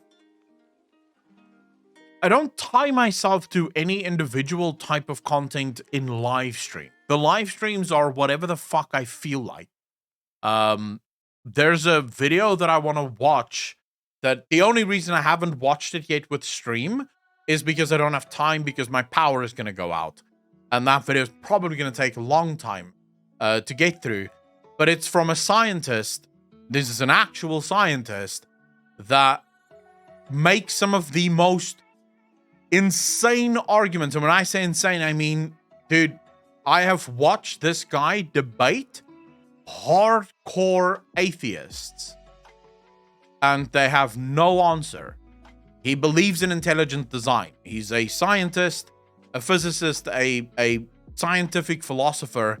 He believes in intelligent design, and the way he formulates his arguments, every single scientist I've seen debate him just fall flat. They're just like, yeah, I don't know, right? So that's videos that I fucking love reacting to, not because I necessarily believe it, but because I find it very interesting. There's economic videos that I love reacting to that we'll get to at some point as well. There's conspiracy stuff that I fucking love. There's drama, although the drama is kind of dead now, I think. I think we've heard all the drama that we can fucking stomach at this point. So when it comes to live streams, I pretty much do whatever chat wants, and then also whatever I want. If I don't want to do something, I'm not doing it. It's as simple as that. If I don't feel like I'm in the mood to watch Warhammer, I'm not going to watch Warhammer because I don't feel like I'm in the mood for it. Or if I'm in the mood for something else. And the way I look at it is the audience will come for what they like, and they'll leave for what they don't. And that's fair, you know? I don't want to make just one type of content, but I also know that there are some people that don't give a fuck about any other types of content. So it's a sort of buffet channel, this. You take what you like and you fucking leave what you don't, you know? And it's all good on my end, as long as you guys don't mind that, of course. But yeah, right now I am very big into we are here just for you, Akko, or me. I appreciate that, brother. But yeah, that's my answer. I don't know what else to really say about it. Yeah, I hadn't really given it any thought when he had typed that up, but yeah, I mean, it's just whatever chat wants to do. I think the only, just to be clear, the only things that I would not dive into hardcore, and when I say hardcore, I don't mean that I'm not willing to discuss this. It's just that I'm not willing to go into it multiple times in a week, or even multiple streams in a row as politics. I don't care enough about politics that I'm interested in dividing or splitting my audience along political lines. So that would be the only place where I'd be more than happy to watch a video about politics or to have a discussion about politics. But then, you know, I sort of get bored very quickly, and then I just like, fucking leave it now. You know, so that would be sort of the only thing that I wouldn't be willing to discuss is politics. Everything else, I'm sort of open to discussions in whichever way. You are right or left side or both, Akko? I am on no side, Death Knight. I look at both sides and I think both sides are equally fucking stupid. Hopefully that answers your question and also doesn't piss you off, although it does usually piss off fucking everyone. So, my politics pisses everyone off. Let's just put it that way. Maury, what question is next?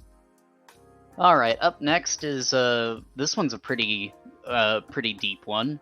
So, D-Rock asks, WoW was supposed to be a Warhammer MMO. Yeah.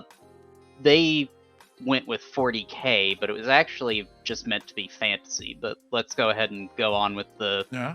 Let's just assume it was meant to be 40k because that's the only way the question makes sense. Mm-hmm. Their question is Sargeras the Horus of WoW, as Horus was the champion of the Primarchs, such that Sargeras is the champion of the Pantheon that fell to corruption. Yeah. If that's the same mirror, does it make sense that Azeroth would be the Emperor, since Azeroth is kind of in this sort of vegetable-like state, but still whispers to different beings? Yeah. And then further, they question, would that make the first ones the WoW version of the old ones? All right.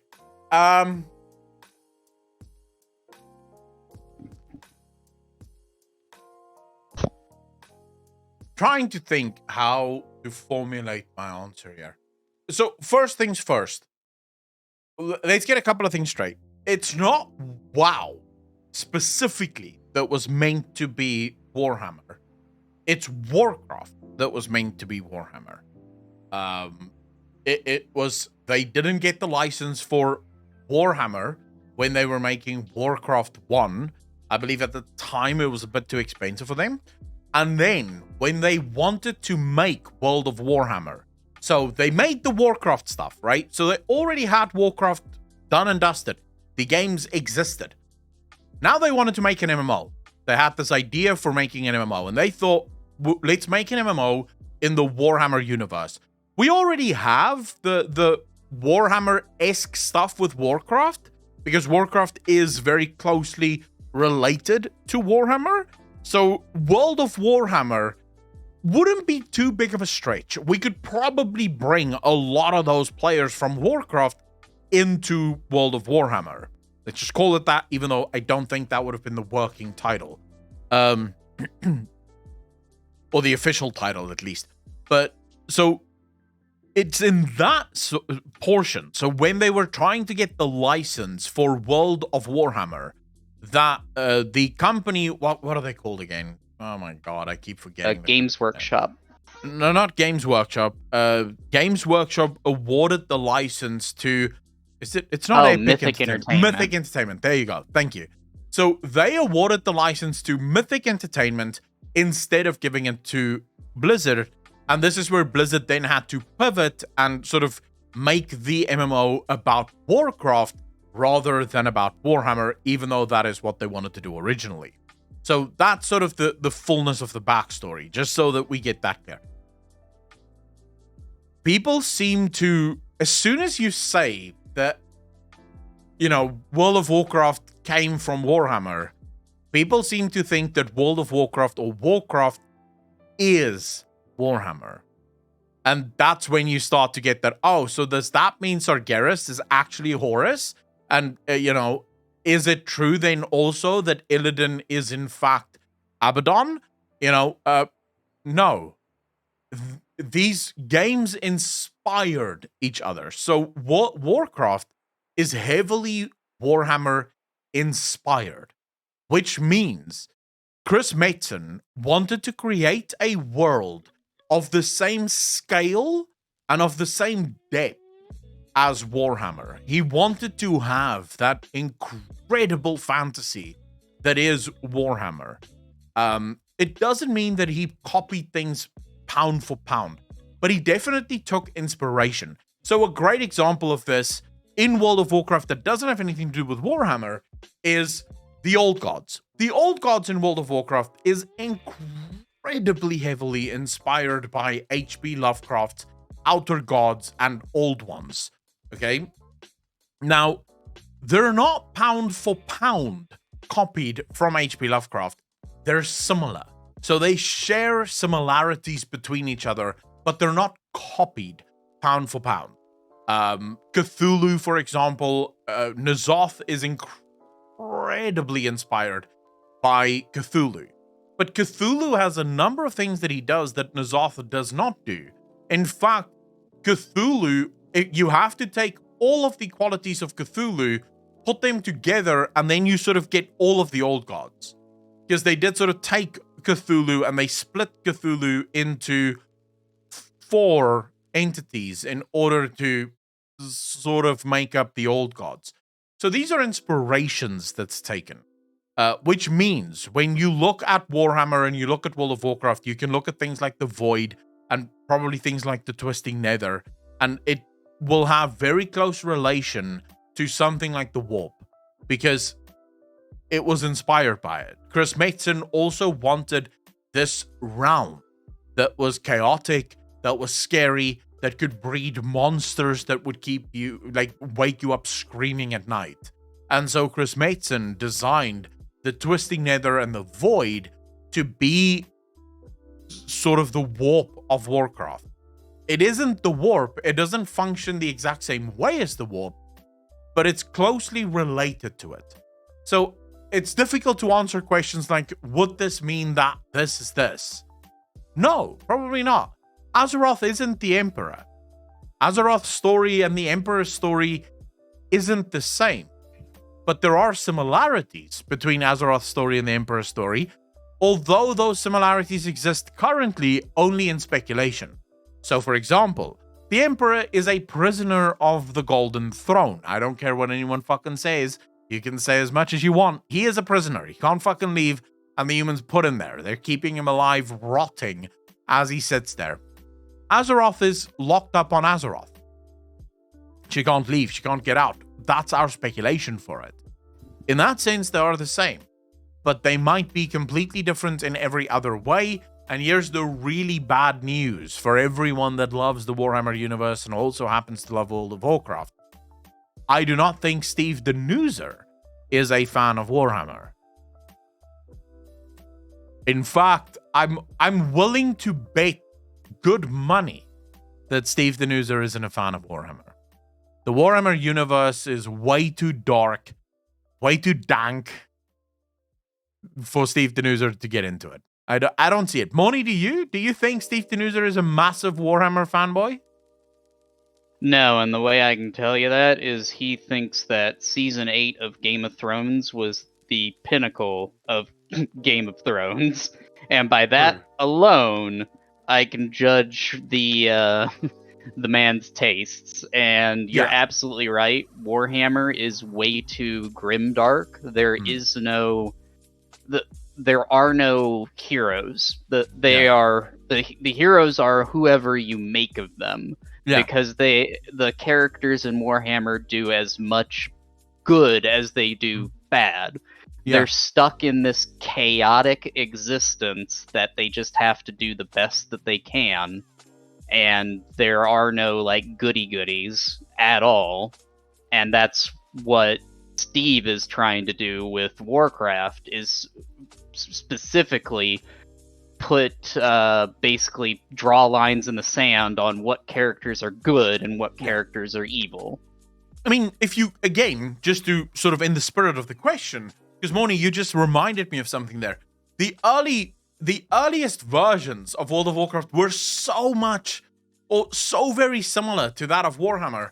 The Alliance and the Horde were meant to be set up in this exact way. Neither good, neither evil. Right? They're not good or evil. They are Horde and Alliance. They are both. I mean, when they still were going to be a Warhammer IP, like the second that they lost the licensing to it, Yeah. Metzen had to come up with a reason for why his orcs were green, as opposed to just, well, in Warhammer, orcs are green. You don't question that. They just are, because one of their names is literally greenskins. Yeah. But once he lost the licensing to that, Yeah. he suddenly had to come up with his own lore reason for that. And that started him down the whole trail of the blood of Manaroth, and probably built a lot of the Legion's lore as we know it today. Oh, I mean, obviously, because he decided to make the orcs green because they drink demon blood. Interesting enough, those orcs also borrowed quite a lot from old school Warhammer, insofar as the orcs that drank demon blood were war hungry. They saw only war, and that's all they wanted to fucking do. Was just war. That's it, right? They just wanted to fight fucking everything and anything in their path. They were the ultimate conquerors because they felt no fear. They could not care less. They just wanted to fight. That is why one of their famous sayings is blood and honor, right? Victory or death. That's all they care about. But they were never set up to be evil or good. They were just who they were. And a force of nature. Yeah, good or evil would depend on which faction you chose. If you chose the Alliance, you look at the Horde and you think evil fucking scumbag filth. If you chose the Horde, you look at the Alliance and you think evil fucking scumbag filth. It was a matter of perspective, and it was masterfully written to always maintain that matter of perspective, where both sides would be equally good, but also equally bad. Both sides would have those split the audience moments, where, for example, the orcs came to Azeroth and absolutely slaughtered thousands in their conquest. Then the orcs were defeated because they were betrayed. And instead, the humans now start hunting down the orcs and slaughtering every man, woman, and child they can find of the orcs. So much so that the orcs then flee to Kalimdor. They arrive in Kalimdor and they find these forests and they decide to chop down the trees in order to build themselves a home, a city that they can now call their own. They didn't know the Night Elves at this point. They had no idea that they were chopping down the forests of the Night Elves. The Night Elves arrive, see these fucking green assholes chopping down their trees, and nearly genocide the orcs. Right? They fucking destroyed the orcs because the Night Elves had magic. The Night Elves were far more organized. There were far more of them. So every side has good stories, heroic stories about them, and every side has incredibly dark stories about them. The humans, for example, kept the orcs in slave camps and prisoner camps where they would make these orcs fight. The orcs did the same thing to the humans that they caught. So there's a lot of back and forth of good versus evil. And so every side has their biases. And that's how it was supposed to be written. Not anymore, though. Yeah? Yeah, you know, the other source of inspiration that a lot of people forget for Metzen was Dungeons and Dragons. True. And the same can be said of the Warhammer IP folks. But to be honest, once the Warhammer thing fell through, he fell heavily on his D&D inspiration and started building something that was reminiscent, but wholly his own. I agree with you. I mean, heck, now he's making his own D&D setting in Oribos or whatever. True. Ouroboros, I think, is what they're calling. Yeah, thank you. Right? War Chief Games, Ouroboros. I mean, at the end of the day, what we're talking about here is tropes. And that is what this is. It's using fantasy tropes, common fantasy tropes, in order to appeal to an audience. And we know that there are only certain tropes that really work. And so, yes, Chris Metzen went to the two most successful fantasy universes in the world, excluding Lord of the Rings. Because if Warhammer and D&D are successful, they owe all of their success to Lord of the Rings. Because if it wasn't for Lord of the Rings, 100% agree. there would be no fantasy. Like, Lord of the Rings is the inspiration for almost all fantasy in the modern era. Okay? But then Chris Mason comes along and he says, right, I need to borrow from these because it works. People obviously love it. And you can see the difference. I'm going to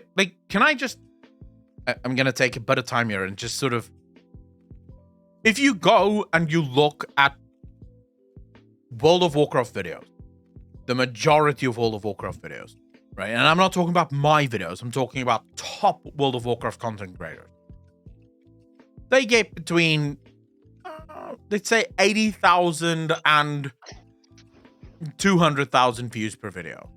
Let's say that someone like Noble, with once a month video releases, maybe twice a month, he can sometimes get a 250, maybe a 500k viewer video.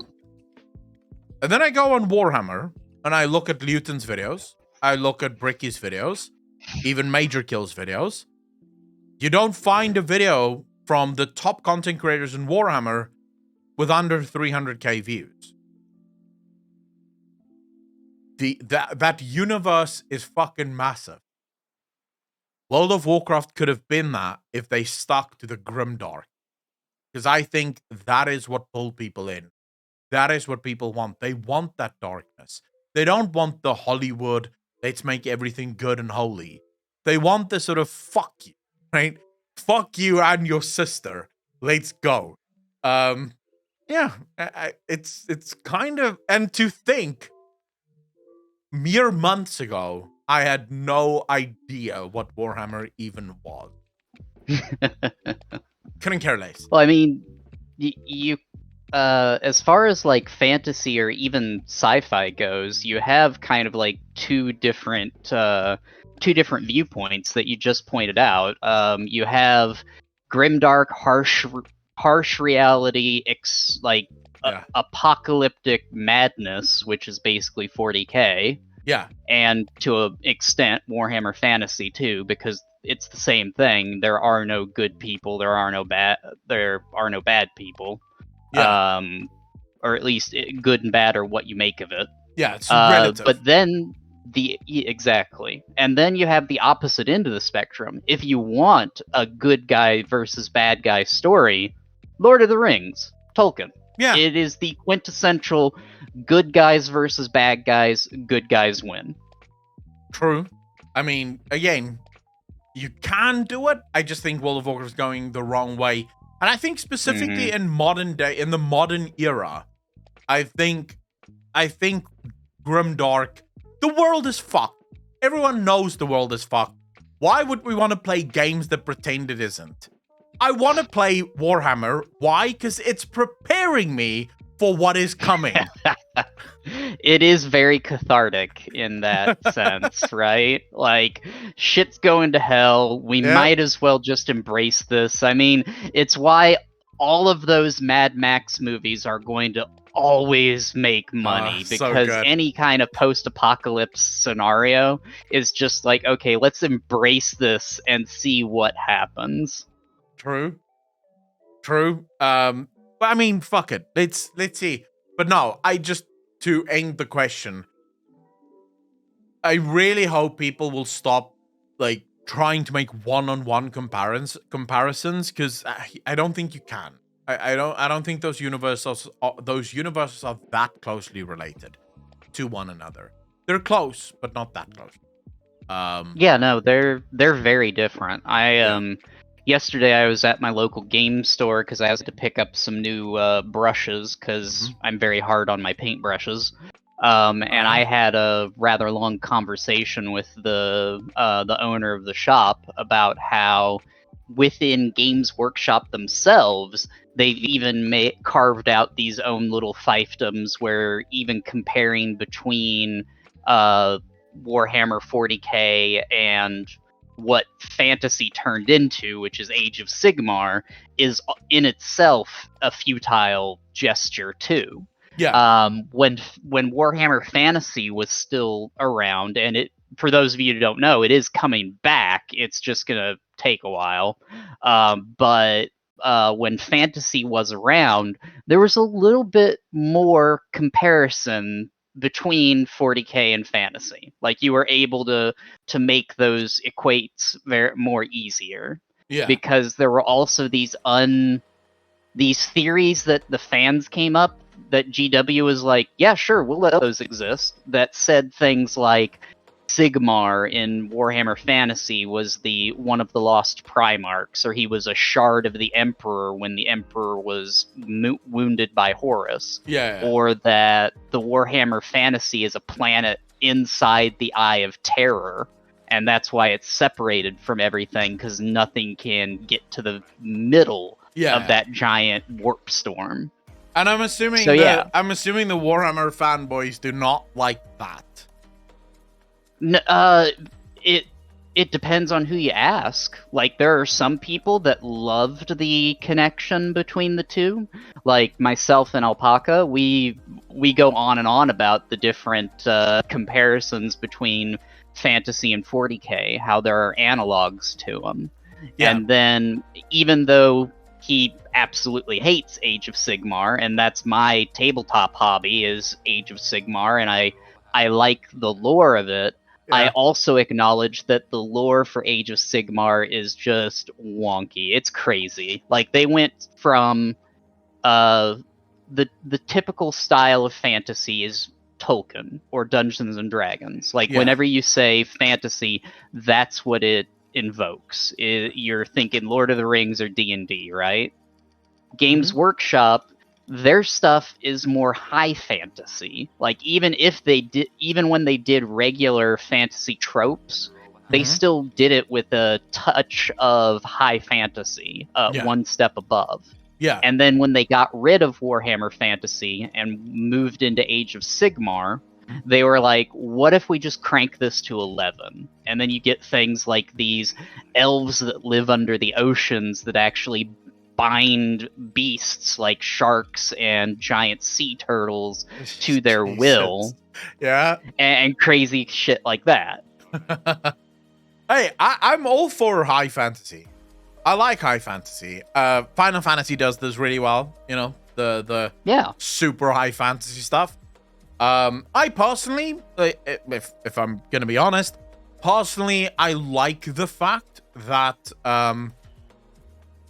Games Workshop split the two universes and keeps them split.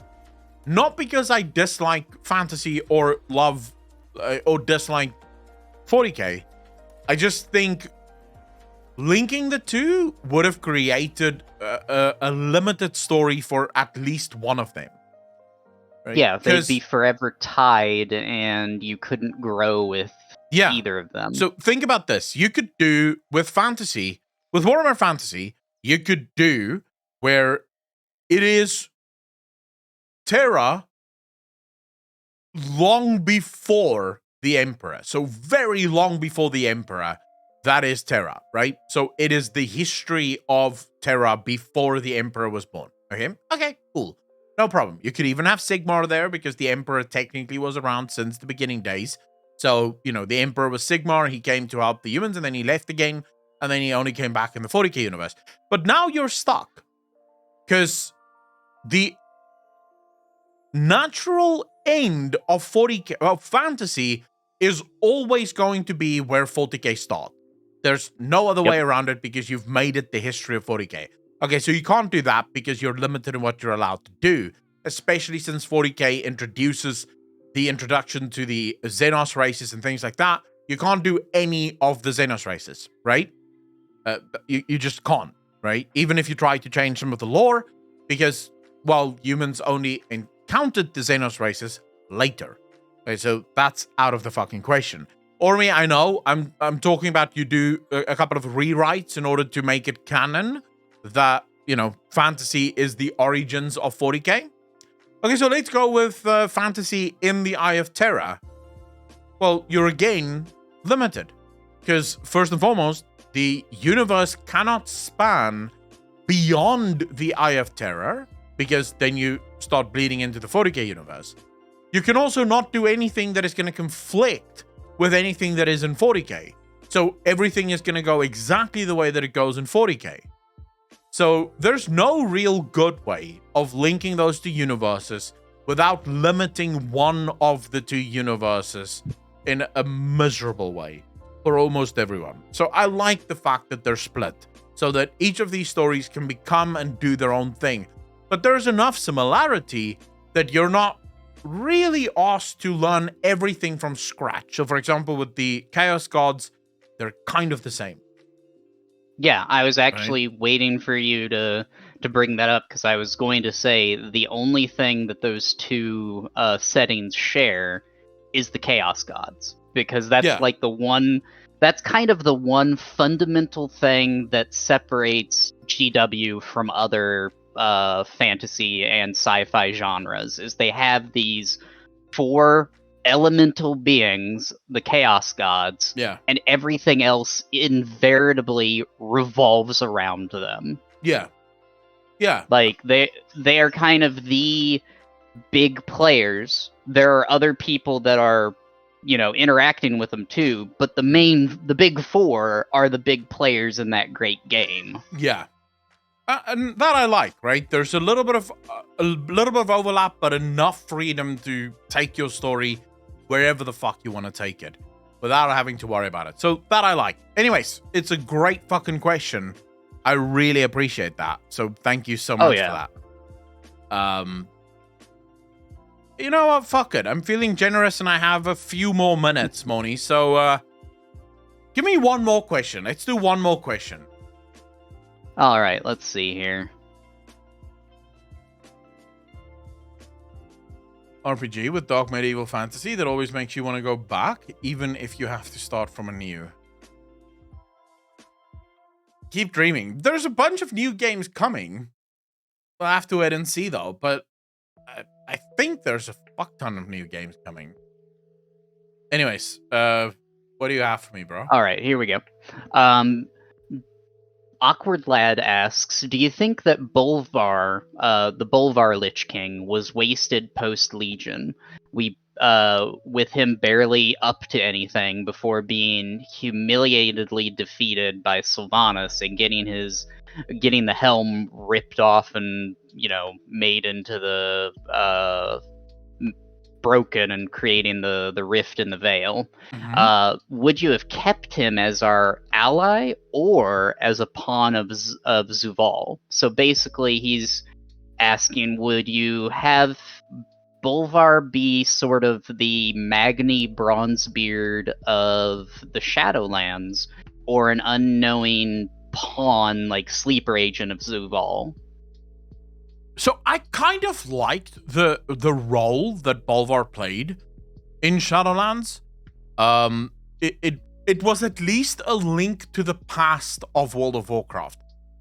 I would have loved it if they introduced more of Bolvar throughout the story leading up to it.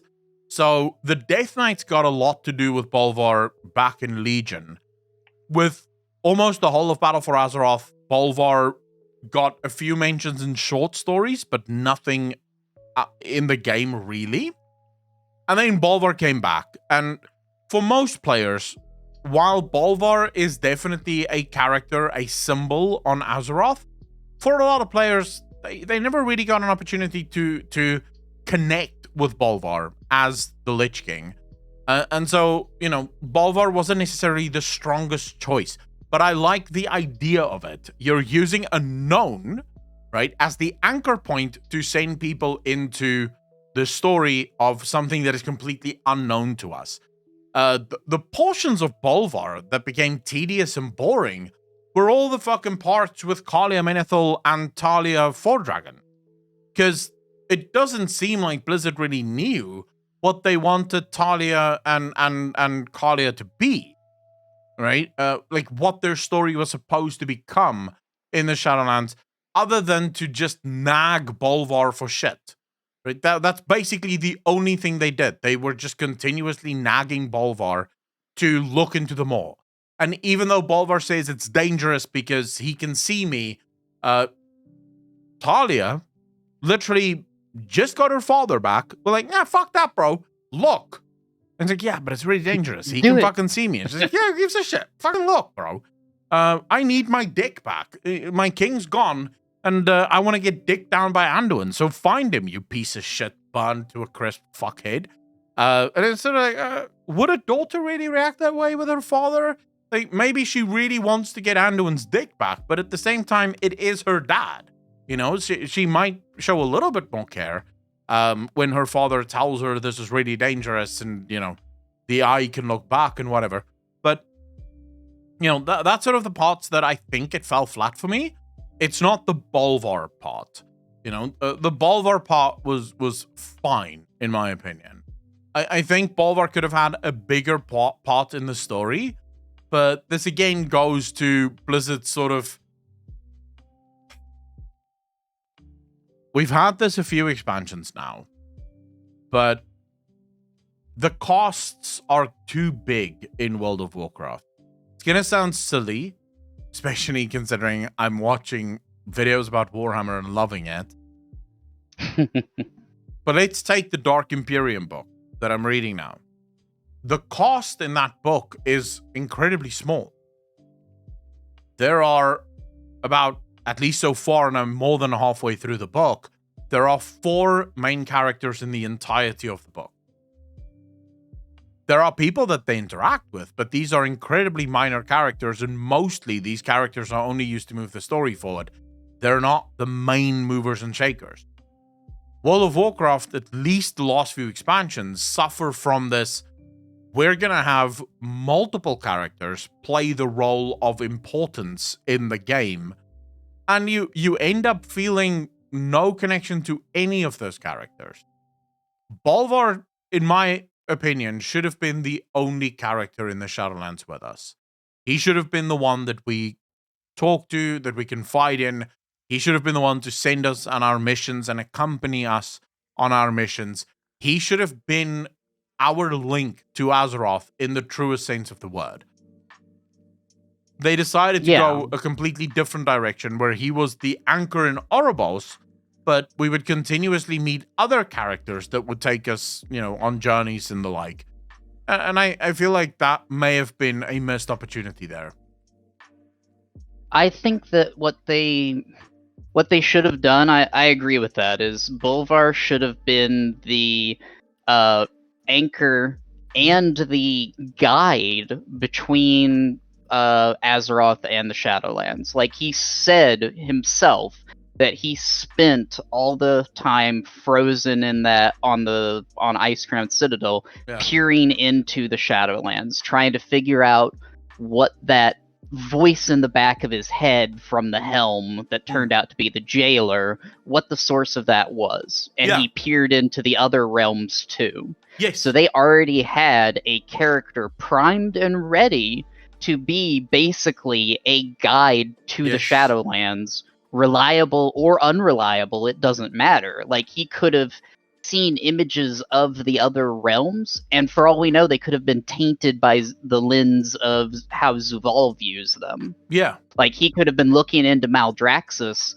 and saw it as nothing but the infighting that it turned into the minute Zuval started throwing out some of his power to the other houses. Yeah, it could have been a story of discovery and rediscovery. Exactly. You know? Yeah, I like that idea. I think that would have been so much cooler than Bolvar telling us, off you go, and then we meet up with all these random characters that take us through every zone that most people don't even remember their names of, except for Peligos, because Peligos somehow became the Arbiter. You know, at the end of the day, I think there were a lot of missed opportunities just because Blizzard were desperately trying to introduce very important characters. Cesius, you bastard, thanks for the prime sub, really appreciate that, bro. 23 months, part of the DJ Nation. Appreciate ya. So yeah, that would be my answer to that. Yeah? Yeah, and there's nothing wrong with that, introducing new characters, especially in a area that you hadn't expanded on yet, that needed its own mythos. And yes, by God, we want to see the Pantheon of Death. But the problem is the implementation with, like you said, they had a bloated cast is, can you tell me anything about the Eternal Ones that makes them interesting? Besides the fact that they're just reskins of the same being. Like, there is no Eternal One that has a personality that jumps out to me. No, but their personalities could have been so much greater through the eyes of Bolvar. Right? Because he most likely at least saw their influence, even on Azeroth. So he would have prepared us, he would have told us what to watch out for, and then maybe we discover that what Bolvar saw is completely different to what is actually going on. You know, it would have been more mysterious, it would have been more fun. But anyways, you know, Shadowlands is over now. Dragonflight is next. Hopefully they learned, and hopefully they're not going to make that same fucking mistake again. Like, that is my biggest hope. Anyways, thanks for the question. I really appreciate that one. Remember, guys, you can ask questions by jumping into the Q&A channel on Discord, and then, of course, joining the voice channel to ensure that you get to ask your question before anyone else's question. Thupa, let me just quickly see here. I want to pose an idea like this. When the story for Warcraft was being written initially, heavy reliance on Tolkien was very much commonplace, as even today, fantasy is, as a genre, is fairly young, nubile even. But nowadays, the writers within fantasy genre have started to really branch out, exploring so much more with their material. For example, Stormlight Archive, the Age of Madness series, and Warcraft writers find themselves confined within their original framework, while Games Workshop, with their patented throw shit at the wall until it sticks approach, has a breadth of stuff.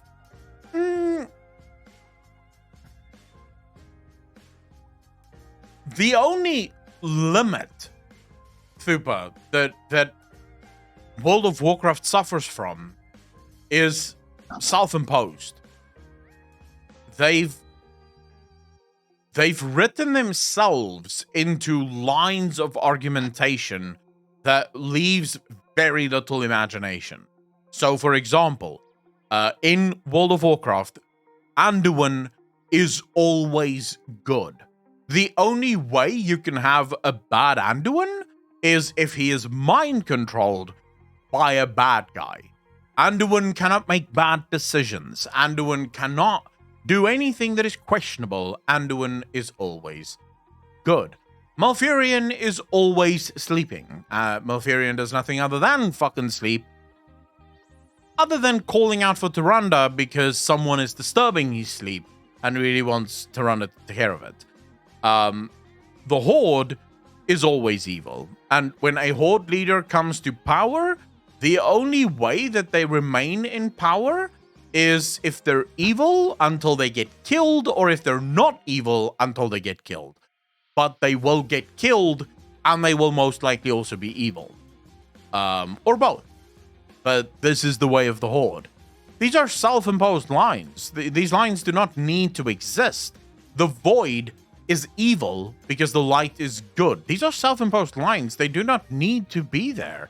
The Void could be ambiguous. The Void could be neutral.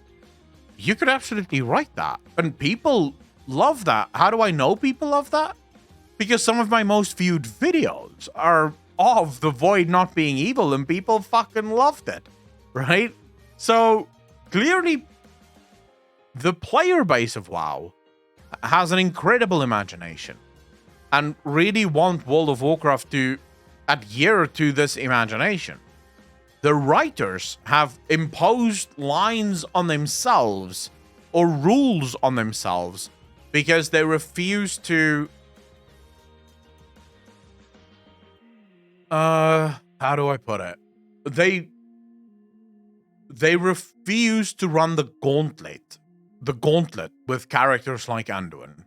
Taking Anduin through a character growth moment would not be okay if that character growth led Anduin to some form of evil. For example, Christy Golden have said this before. When she writes Anduin, she writes Anduin to not be a toxic masculine character. Whatever the fuck those words mean, right? I kind of gagged a little bit there. Yeah. Like, the words have no meaning, but those words she used, and basically what those words mean for her is Anduin is not bad. Anduin doesn't do bad things.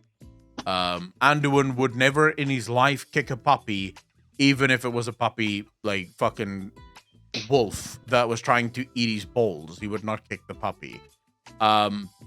Yeah, the problem is we don't have characters now in modern World of Warcraft. We have caricatures. Yeah, actually, yeah. And I think a lot of it also comes that they want to teach people things, which is not why we watch fantasy. Like, look, fantasy always have life lessons. There are lessons in fantasy. When you go through Warhammer and you look at the fall of the Emperor, most people look at that and go, yeah, arrogance can be a bitch, right? Arrogance is sort of the downfall that led to the downfall.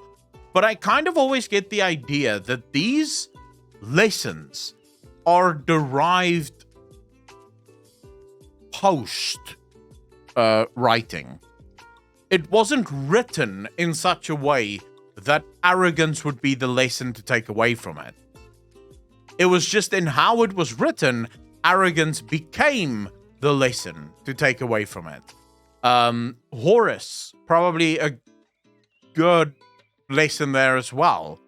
So there are lessons to derive from it, but those lessons weren't the reason it was written the way that it was. It was written because that was a cool story. In World of Warcraft, a lot of the time, it feels like the lesson is the reason for the writing. So we want people to understand this, this, and this. So let's write a story that makes people understand this, this, and this. Those stories never work. Never.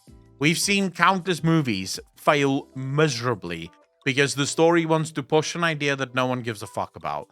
We've seen many games fail and falter because they're trying to write a story that is teachable moments. I don't want to watch a fucking movie that's going to teach me shit, right? If I learn something from watching a movie, it has to be purely by accident, because I'm here to be entertained, right? That's the end of the fucking road. I don't give a fuck about what life lessons you want to teach. I just want to be entertained. I had a rough day, had a long stream. I just want to sit back and I want to relax and I just want to enjoy myself. Yeah. I don't know. Like, that's about as much as I can say on that, to be honest. But I hope that makes a little bit of sense, right? Yeah, no, I agree. I think that they've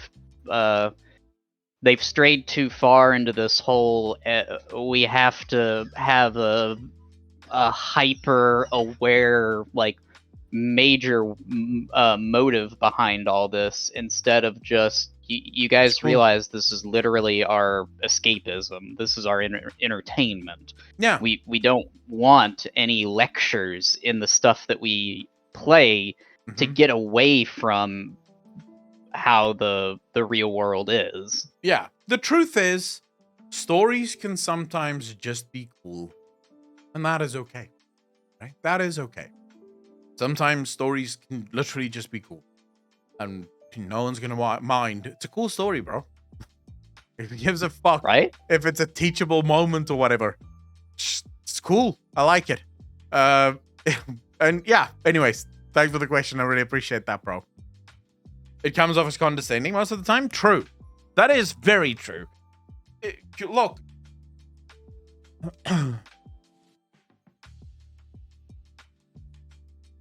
The main thing that always comes to mind in these sorts of moments for me is no one asked. It's the concept that comes to mind. Whenever movies or television series are trying to teach me something, I always sit and think, I didn't ask. I didn't ask you. What am I supposed to do in these situations? Why are you teaching me this? If I wanted to fucking know, I would Google it. I don't care. It is terribly arrogant to just be like, well, they're stupid. They don't know. And while, yes, we are probably fucking stupid, we don't know. We didn't want to learn.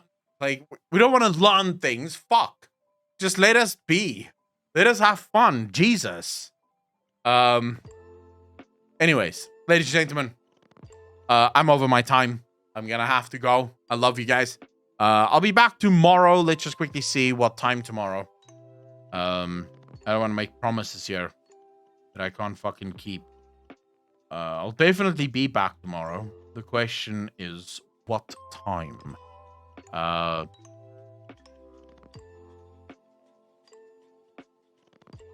Fucking hell, open, you piece of shit. Alright, here we go. Okay, so my power goes off now. And then my power tomorrow is off. Tomorrow my power is off from 10 in the morning until 12 in the afternoon, which is fine. I just have a bunch of editing to do tomorrow, and then a bit of script writing. And then from 10 to 12, I'll probably read. So we'll be live at about the same time as we went live today. And then we'll end probably around the same time as we ended today. God's willing. You know, Emperor willing, Emperor protect us. But that's the plan. So basically same time, same place as today. I really appreciate all of you. Thank you so much for hanging out with me, ladies and gentlemen. Be kind to each other. Be good to each other. And I will see all of you in the next one. Peace out.